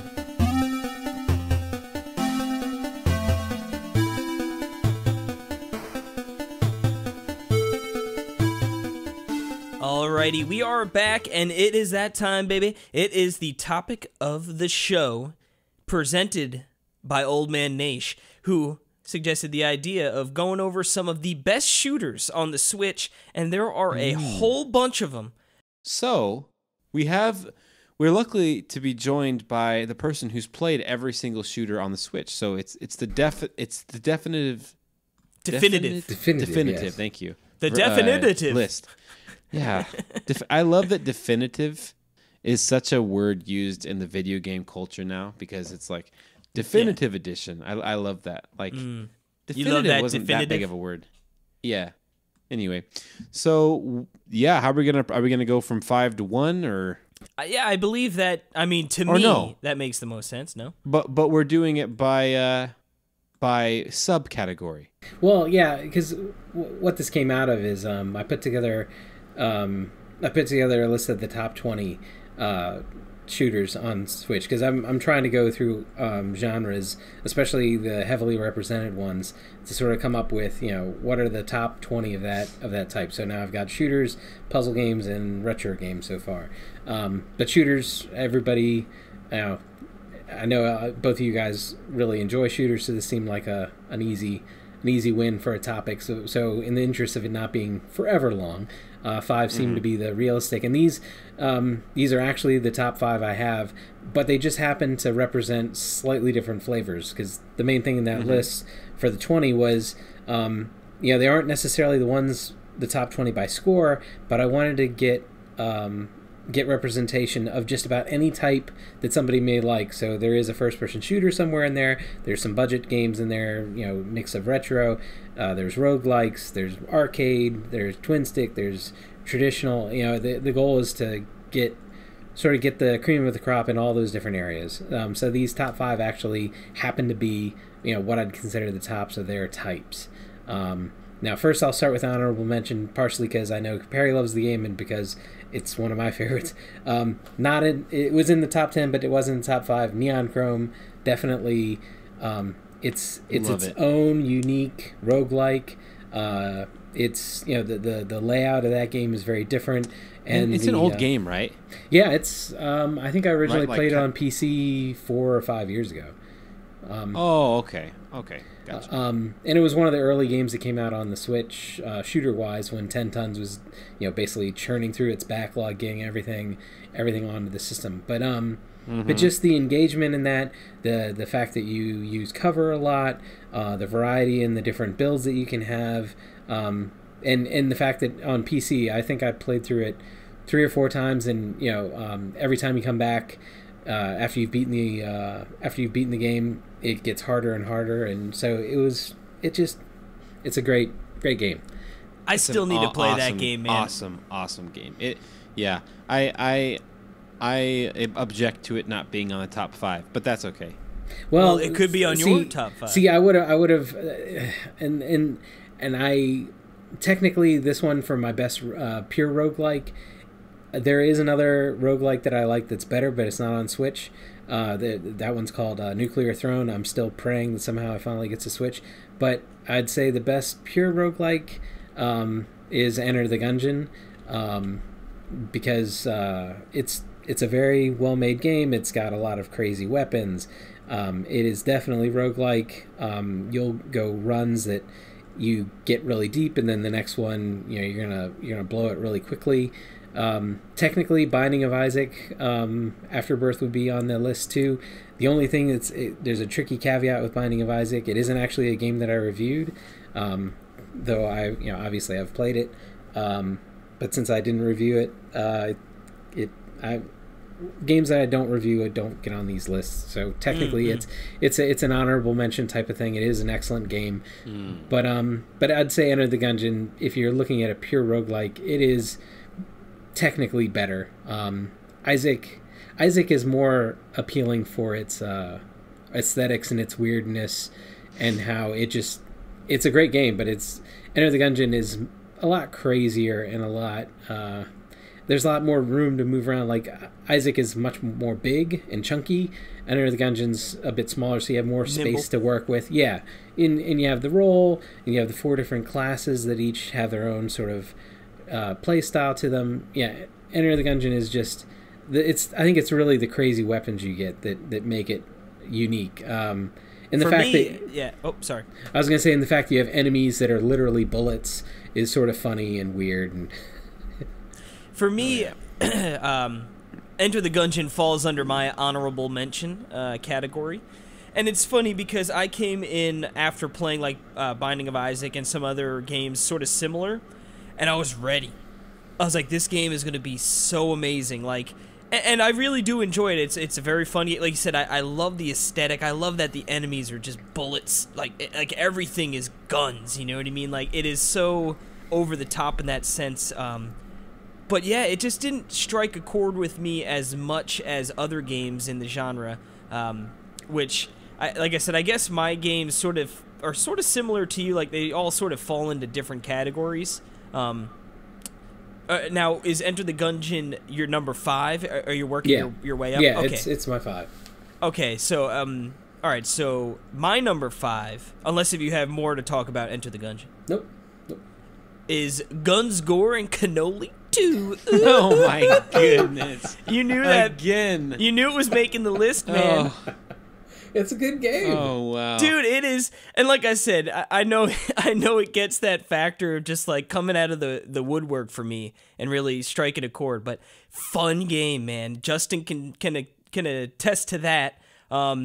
Yeah, you got your 360 shooting. You know, plenty of different ammo. Different weapons to use, and yeah, man.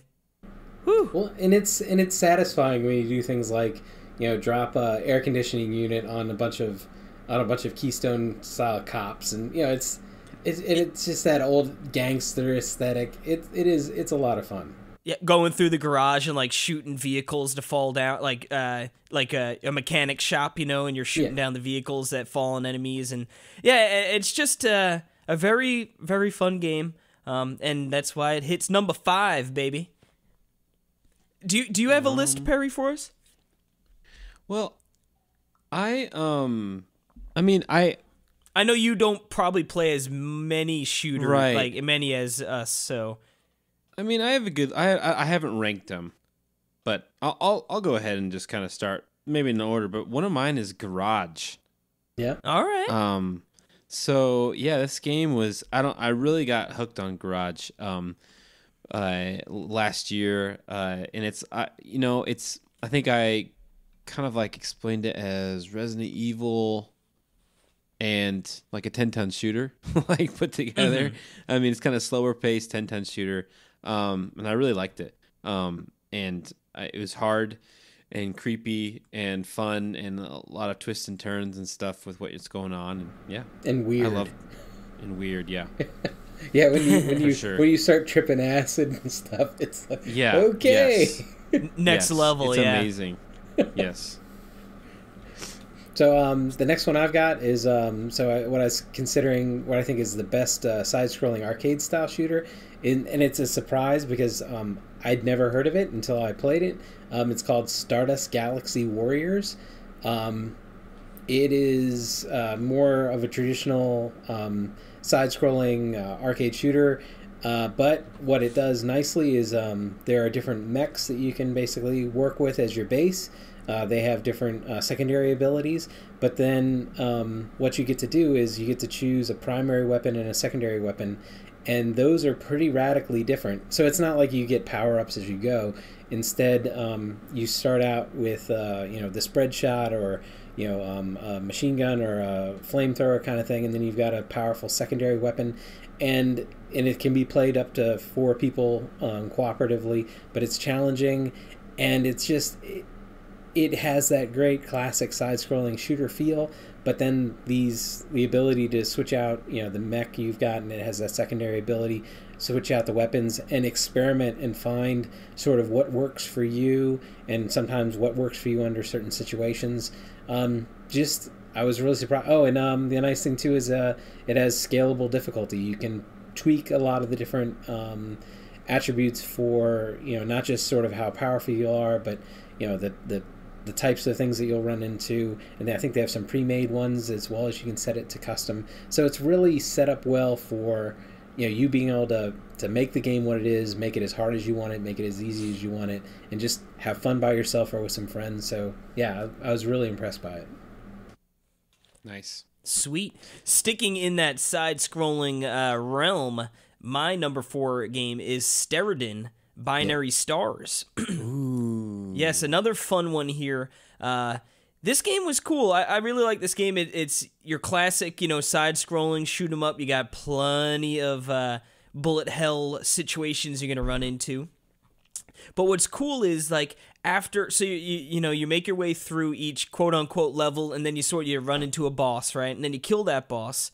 And then after you kill the boss, you get a nice selection. So essentially, just a couple of different power-ups come up, and you get to pick one.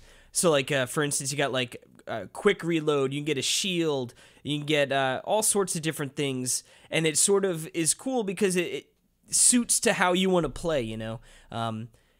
Whether some people like to play more defensively. Maybe you're going to try and go where you're going to be able to survive longer, or maybe you want to pump out more damage. And what's cool is, like the game just has, again, tons of crazy enemies. Like if I remember correctly, you've got one like set of ships that is just, it's like a buzzsaw.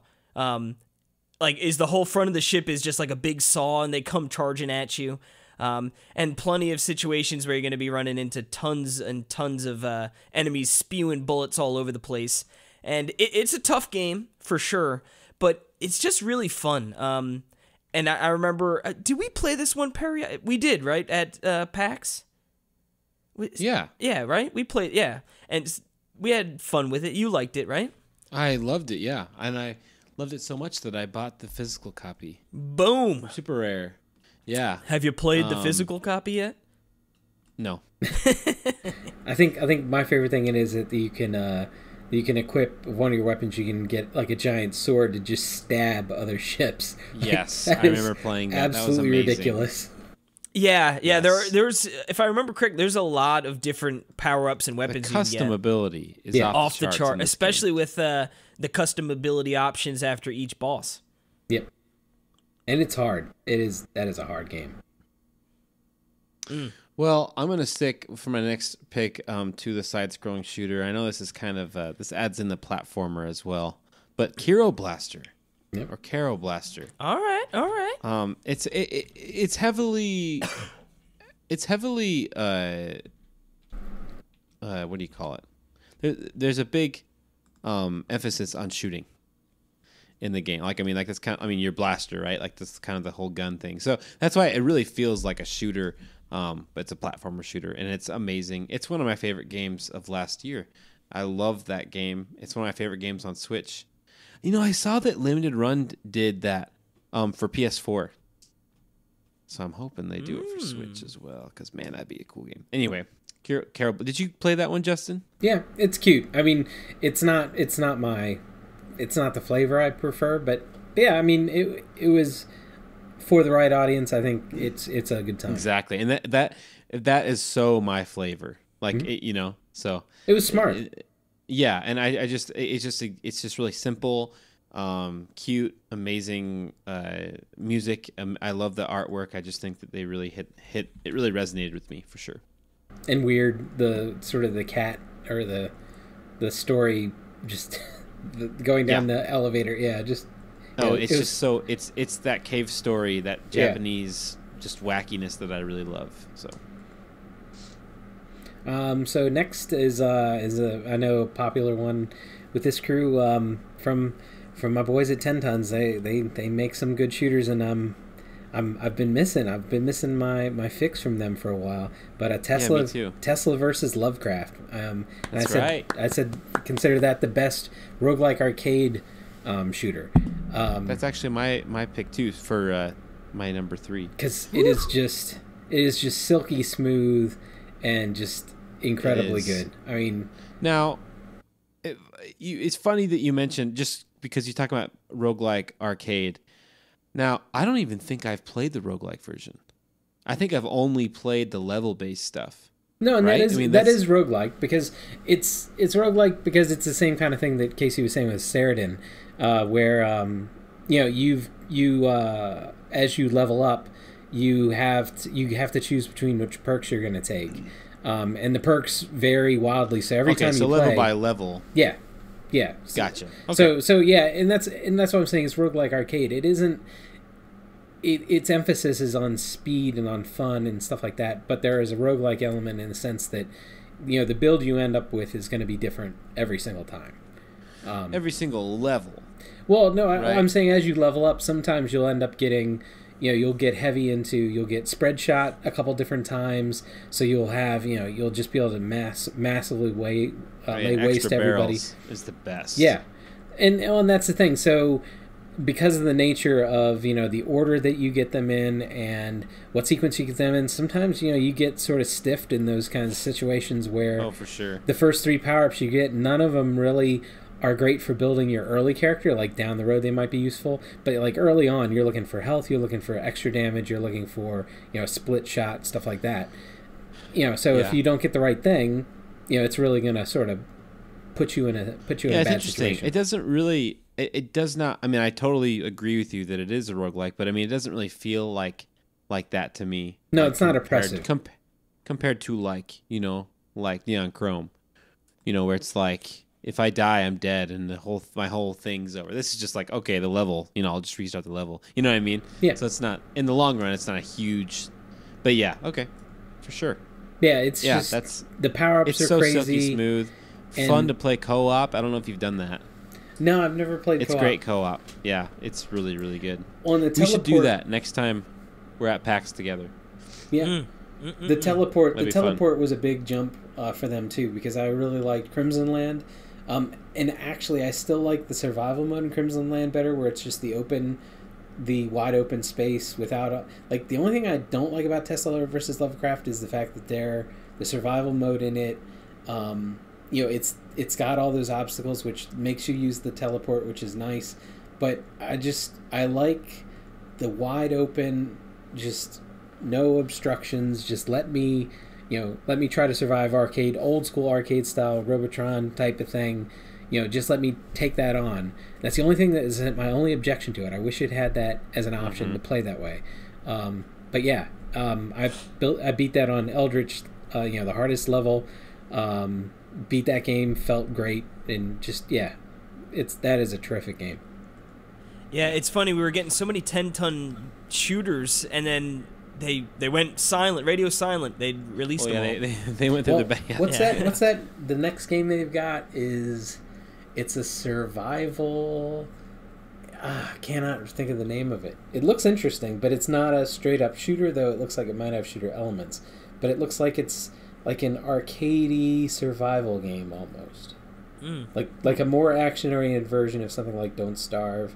So maybe a little bit more intense version of like Crashlands or something like that, where it's lighter in general style, but it looks like it's more action focused. Yeah, I'm all about that. I'm up for that. Sweet. Well, my number 3 game is not Tesla vs. Lovecraft. It is Aces of Luftwaffe Squadron. Yep. Now, nice. This is a vertical shooter, and it is good, baby. This game actually recommended to me by Justin. It's this game, man. So first off, it's just like visually it looks really nice, right? So I love you're always flying over all these cool looking areas, and then you just run into all these enemies and the different power-ups. And what's cool is the storyline is actually you could most shooters I feel like it's like okay, whatever, it's there, but I felt like you got engaged with the story and the 4 characters. And what's cool is you can have co-op up to 4 characters.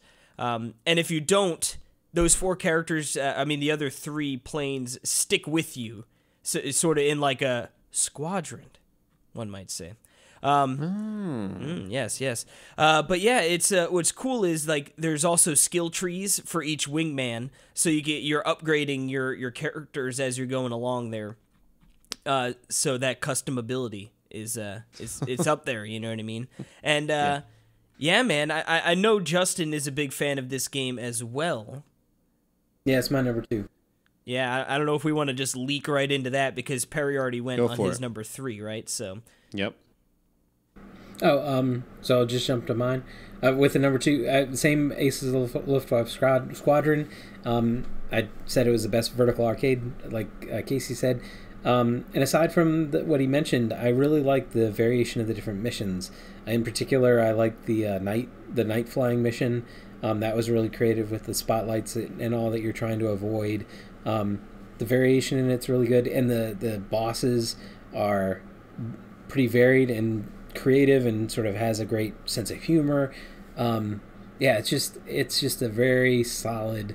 And it reminds me a lot of one of my favorite arcade games, shooters, is the 1943 kind of series, and it feels very similar to that style. So yeah, I love that game. Have you gone back to check out the DLC? No, they tried to hook me up with it, but that didn't quite work out. And at the rate that I get stuff, I almost I want to just get tough. it. I want to get the code for it, so I have a reason to play it, and I'm not feeling guilty that I'm taking it away from stuff that I've been given a code for. So, yeah, if I can get the DLC somehow from them, I would love to play more of that game. I think it's coming physical too. Yeah, the physical has both the original and the DLC both together. Perry, that's one you should check out, Perry. Oh, show. It's pretty hard, but yeah. I actually beat the game. I felt like that was like a nice stab at Perry. Like, you should check it out. I don't know. It's pretty hard, man. I beat the game on a slight cheat. I can play it. I beat the game on a slight cheat because before the first patch, you could spam some of your special powers. So I actually beat the game before the patch came out. He's cheating. That's cheating. I was able to cheese the game a little bit more than you're supposed to, but no, it's a lot of fun. All right. The real reason he hasn't reviewed the DLC, he's afraid to. Yeah. Just kidding. They don't have the bug. I can't beat it. Dang it. I'm gonna go to my number 2, and it's not really. I mean, like I said, these aren't really ranked, but Time Recoil, another 10 tons. I really, really enjoyed this game. It wasn't super long, which is something I really enjoyed, just because but a really cool hook where when you shoot, it slows down time and you're really working against the levels, and it's just, it's not a roguelike. It's really just level based and trying to figure out the best way to do it, and it's tough and it's satisfying and it works. Little silly kind of storyline thing I remember going on, but not too bad. But it was just a lot of fun. It's almost puzzle-like, too, because you really have to plot out, like, I'm going to shoot this guy, and then I'm going to go over here. Yeah, you really have to plot it out. It's puzzly, but then it also even has, like, that randomy, like, it's not always going to always work out exactly the same every time you play it. You know what I mean? Mm-hmm. So you're right, because it is puzzly, but it still has that randomness to it, which just makes it really fun. So it's a really, Casey, that's another game that, on a sale, if you're looking for some good stuff, it's a really fun game. All right, awesome. Time Recoil. All right, so that brings me up to my number 2 here, and I will say this was a very, very, very tough choice for me between 1 and 2. Okay. And I'm still on the fence, but I'm going to go with this as my number 2. The Binding of Isaac. Now, this is a game, I mean, everyone's heard of this game, right? Of course, it wasn't allowed on Nintendo, religious stuff back in the day, yada, yada, yada. It comes out on the Switch. And that was at the point, it was early enough in the Switch's life that I was like, all right, like I'm gonna buy this game and see what's up. I'm feasting. Physical. Yeah. Yep. I got. I remember you buying it because it was physical. Yep. And you wanted to buy a physical game. And they have 2 covers too, and it's like, oh man, that second cover's sweet. But I didn't jimmy that hard. Nope. But yeah, this game.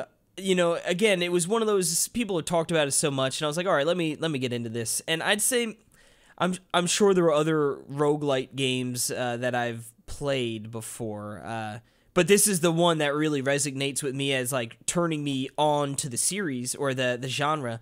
And it's just like, you start and you're bad at first, and like you're like, oh man, I can barely make it down any levels, and then all of a sudden you just get that one run where it was like all the stars aligned, right? I got this power up and I got that power up, and then you're like, I'm like unstoppable. Like I literally feel unstoppable going through this. You're a beast. Yeah, and then all of a sudden goes up and stomps your ass. Yeah, I was gonna say, then you get gimped and you die in 2 seconds, and you're like, no, my power-ups.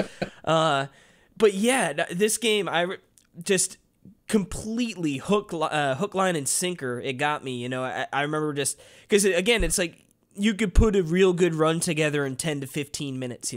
So it was one of those when I was at work on lunch, I was like, or I had 15-minute break. I'm like, I'm gonna just put a run in. Like let's see what we can do here. And I feel like the item or the power-up variety is very, very wide, like so many different types of weapons, and like half the time you pick it up not even knowing what the heck you're going to get, You're like, well, let's pick this up and see what happens, and so many... Can it punish you sometimes, maybe? Oh, yeah. Okay. Yeah, big time. It's very good at doing what a lot of roguelikes don't get right. It gets right risk reward. Like, it is a very good risk reward like Toe Jam game. and Earl. Oh God. Except good. Yeah. Except it makes sense. Yeah. I love Toe Jam and Earl. Dude, the new one is actually way better, Casey, than what we played. Oh, at PAX, by the way. Yeah, I figured that might be a game you really need to sort of settle in, not with a It's thousand groovy. people running around. It's definitely with groovy. you. Groovy boovy. Anyway, we'll have our top roguelikes Yeah, we should do next that. time Justin's on. But Yeah. Binding of Isaac, man, it just truly a game that just I wasn't expecting to like it as much as I did, and here it is.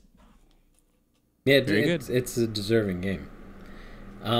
Then my number one, The top dog, baby. Yeah, it's a recent one, but it's one that I played on PC before and kept praying it would come to Switch, and it finally has. Assault Android Cactus Plus. And I have it as best. Did you make that name up? Yeah, it's definitely a strange game, and it's Cactus is the name of the android you start playing the game as, but really what makes the game, so it's an arcade. It's very much an old school, twin stick arcade, pure like adrenaline rush kind of thing. So in sort of the same vein as Tesla versus Lovecraft, but you don't have as many varied powers. You really need to work with what you have, and the boss battles I think are a bit more memorable. But there are 9 different androids that you unlock. You start with, I think, 4, and then you, as you play, you unlock more of them, and up to 9. My favorites are Starch and Peanut. And each of them has a primary weapon that is pretty different, and all of them sort of represent classic styles. So you've got a Seeker, somebody who shoots a Seeker bullets. You've got a plain machine gun, shotgun. But then you've got stuff like Starch has a laser beam, and then Peanut has a flamethrower kind of, or it's more like a lava thrower. But then everybody has secondary attacks, and those all balance pretty well. So you've like Starch. The reason I like her is so you've got that straight shot laser beam that makes you work for all of your kills because you have to really be accurate. But the secondary is sort of this homing missile barrage. It's very effective, and I like Peanut because her secondary is a drill attack, so you can just like sort of you like zoom across and drill into stuff to kill them. So it's just high intensity, a lot of fun. For the plus mode they added, or for the plus version they added a campaign plus. After you beat the game, you can play Campaign Plus, which is a lot tougher. So, if you're a veteran shooting game fan, maybe the normal campaign might feel a little bit on the easy side. But yeah, Campaign Plus, it starts just whooping your ass. It is tough. The daily challenge, I think almost every day I've played the daily run just because it's fun, and then there's also an infinite run, which it's really just see how far you can get, but it's tough. Every one of the every one of the 9 characters plays completely differently, and there's just a lot of room for a lot of room for doing better, playing smarter, and to get those S ranks or the S plus ranks really takes some work because you need to keep your combo up almost constantly. And it's just, if you like score chasing and sort of pure old school arcade twin stick shooting, it's like I've not played a game that plays better than that.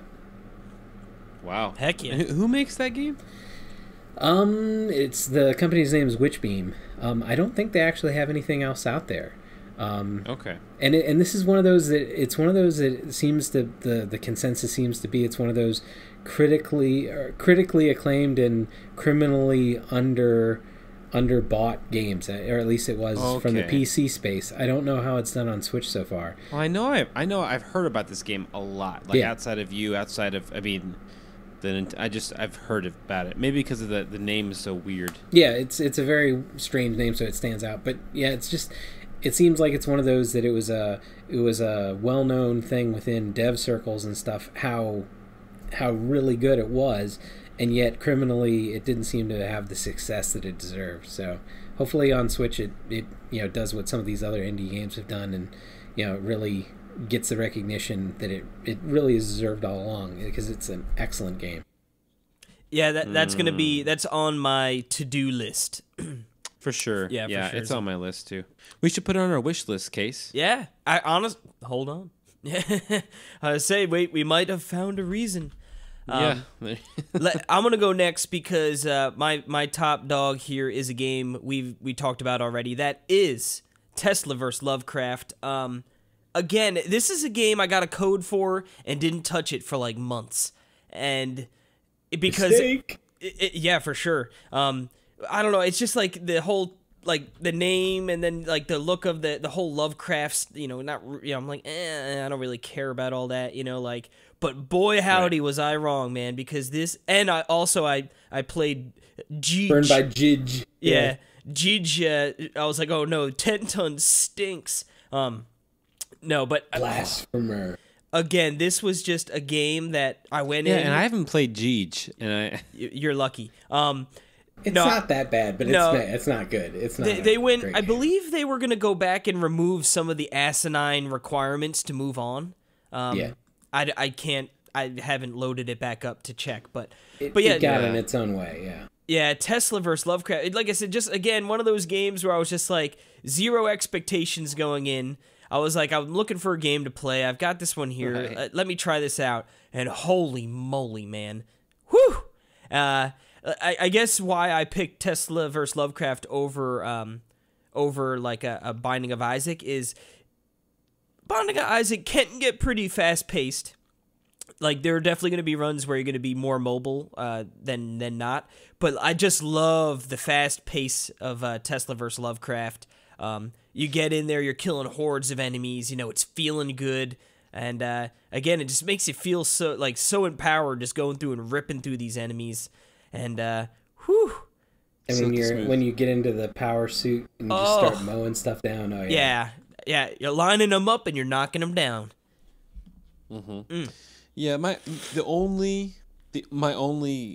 complaint with Tesla would just be that it's just kind of like it's not really dynamic with the gameplay. It's just kind of like, you're constantly, like you said, mowing down tons and tons of enemies, and there's not really any low point, which is okay. I'm just saying it's kind of like a game where I can't play it for a super long amount of time before I get like, okay, I've had enough.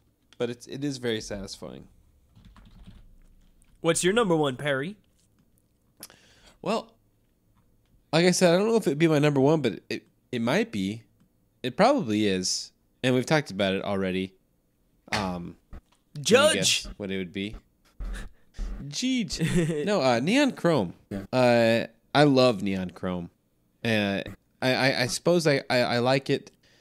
I do like it as a shooter for sure. I mean, obviously the rogueliteness of it hooked me very much, but also the upgrade system is unbelievably awesome in this game, where you can really stack it in how you like to play, and it just feels so good. It's so much fun. I like, because that strategy in figuring, it's very much like Tesla, but just not as, the upgrades are way, more important. They're just not, and they're not as frequent. But it's like, it just feels really good, and it's really, and then the tension of like, I could die like really, really quickly if I'm not paying attention, it's just a really, really fun game. One that, Casey, you just gotta play so we can talk about it, because it's like, I mean, if you think Tesla is really fun, I mean, it's a different type of game, but it's still like incredibly fun, and it really hooks you, and beating it is a lot of fun too. So. Yeah, Neon Chrome. Please give me Neon Chrome 2. Yeah, that'd be nice. Please. I need to do it. They don't really make sequels. I was gonna say, well, that's both good and bad. It's exciting that they try new things, but yeah, I mean, I know they were porting over a bunch of stuff, but now if only I could find this games. Dang old wish list, I could put Neon Chrome on there too. Yeah, don't you just have to? I don't see it. Well, you have to go to the game, right? Well, do you have to do it on the Switch? Right? Do you know? Oh, I'm on like the Nintendo website game store. No idea. Anyway, Maybe we'll see. I'll let everyone know if I was able to find it next week. But there we have it, a whole bunch of very, very good shooters and a nice wide range, especially with Justin's of different types of shooters. So I think we pretty much touched on some games that anyone listening could find at least one that might be able to suit their kind of style of play there. And if nothing more, maybe some games to look into and maybe see if they do like it, because all the games we talked about here are pretty awesome in one way or another. Well, and if none of them quite feel like a good match, you could always see the other 15 of them on my top 20. Ooh, and where can they find that, Justin? It's on nindyspotlight.com, and it's off on the left sidebar. I'm keeping all the the top 100 list from last year, the top 50 from 2017, and then all these especially top 20 lists are always going to be pinned to the side, so you can find them and check them out. Sweet. Once again, that's nindyspotlight.co.uk. Justin is actually British. No, he might be he's the national treasure. I don't add a bunch of U's to my words, thank you. Well, I tell you what. You subtract them. I'm going to put a link to their top 20 indie shooters, cool. Definitely in the thread on NintendoWorldReport.com, linking there, and I should be able to add it so anyone listening on your iTunes or iPod services, you should be able to check the description, and there should be a link sending you right over there to check out the other 15. Because Isn't Justin, it crazy that there's no iPod anymore? Yeah, I know, they've come and they've gone. But yeah, Justin does awesome work over there on NindySpotlight.com. And he's going to be going to PAX coming up in a couple weeks, and you already know next week. God, is it that soon? Yeah, it's that soon. It's Jesus. Next week. Well, he's going to have tons and tons and tons of content and coverage from the event, as well as we will on Nintendo World Report. So you're definitely going to want to check out both of those spots. I think we're going to pretty much bring it to an end here. It's getting late. You can find us, Perry. Where can you find us? You can find us on Twitter at Talk Nintendo Pod. That's Talk Nintendo POD. And obviously, you can find us on our website at NintendoWorldReport.com. As well on the YouTube, Nintendo World Report TV. And of course, Justin, Nindy Spotlight on Twitter as well, right? You can pretty much everywhere is Nindy Spotlight? Yep. And Twitter's really the easiest way because anything posted for gameplay on YouTube is linked to there, and anything for the reviews is also linked through there. So yeah, Twitter's the easiest starting point to find anything that I've got. Awesome. How many reviews have you written, Justin? Let me pull up the total. It's over 750. It's just bonkers, dude. Well, it was over 500 just last year. It's getting close. So I've got 2 that go up tomorrow, but I'm at 797. So I'm about to break before I hit the show at PAX. I've broken 800 reviews on the Switch for indie game. You know what would be amazing, and to pull up your reviews for NWR, like in the back in the old days. Yeah. I didn't write as many reviews because I tended to do editorials and sort of fill in stuff. I didn't review tons of games. He saved all that for Nindy Spotlight. Gotcha. Well, once again, thank you, Justin, for coming on. It is always a pleasure to have you come hang out for a little bit. Sorry we kept you up a little late. No, I'll deal. Yep. Just have to get up in 4 hours. It's okay. As I always say, I'll sleep when I'm dead. My goodness, dude. I get up at 4:15 a.m. Stupid Casey. We should have recorded on a different day at different time. That's okay. That's all right. We appreciate it, Justin. Yep. No problem. Look at this guy. All right. Guy. We're going to let you get to bed. Thank you, everyone, for listening, and we will see you next week. See ya. Bibbidi boppity.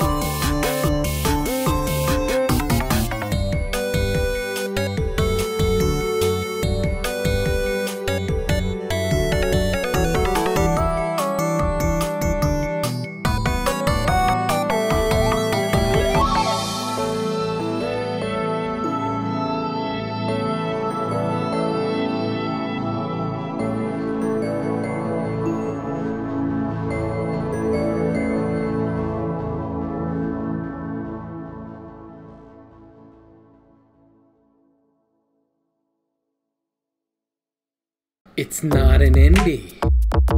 It's not an indie. It's not an indie. It's not an indie.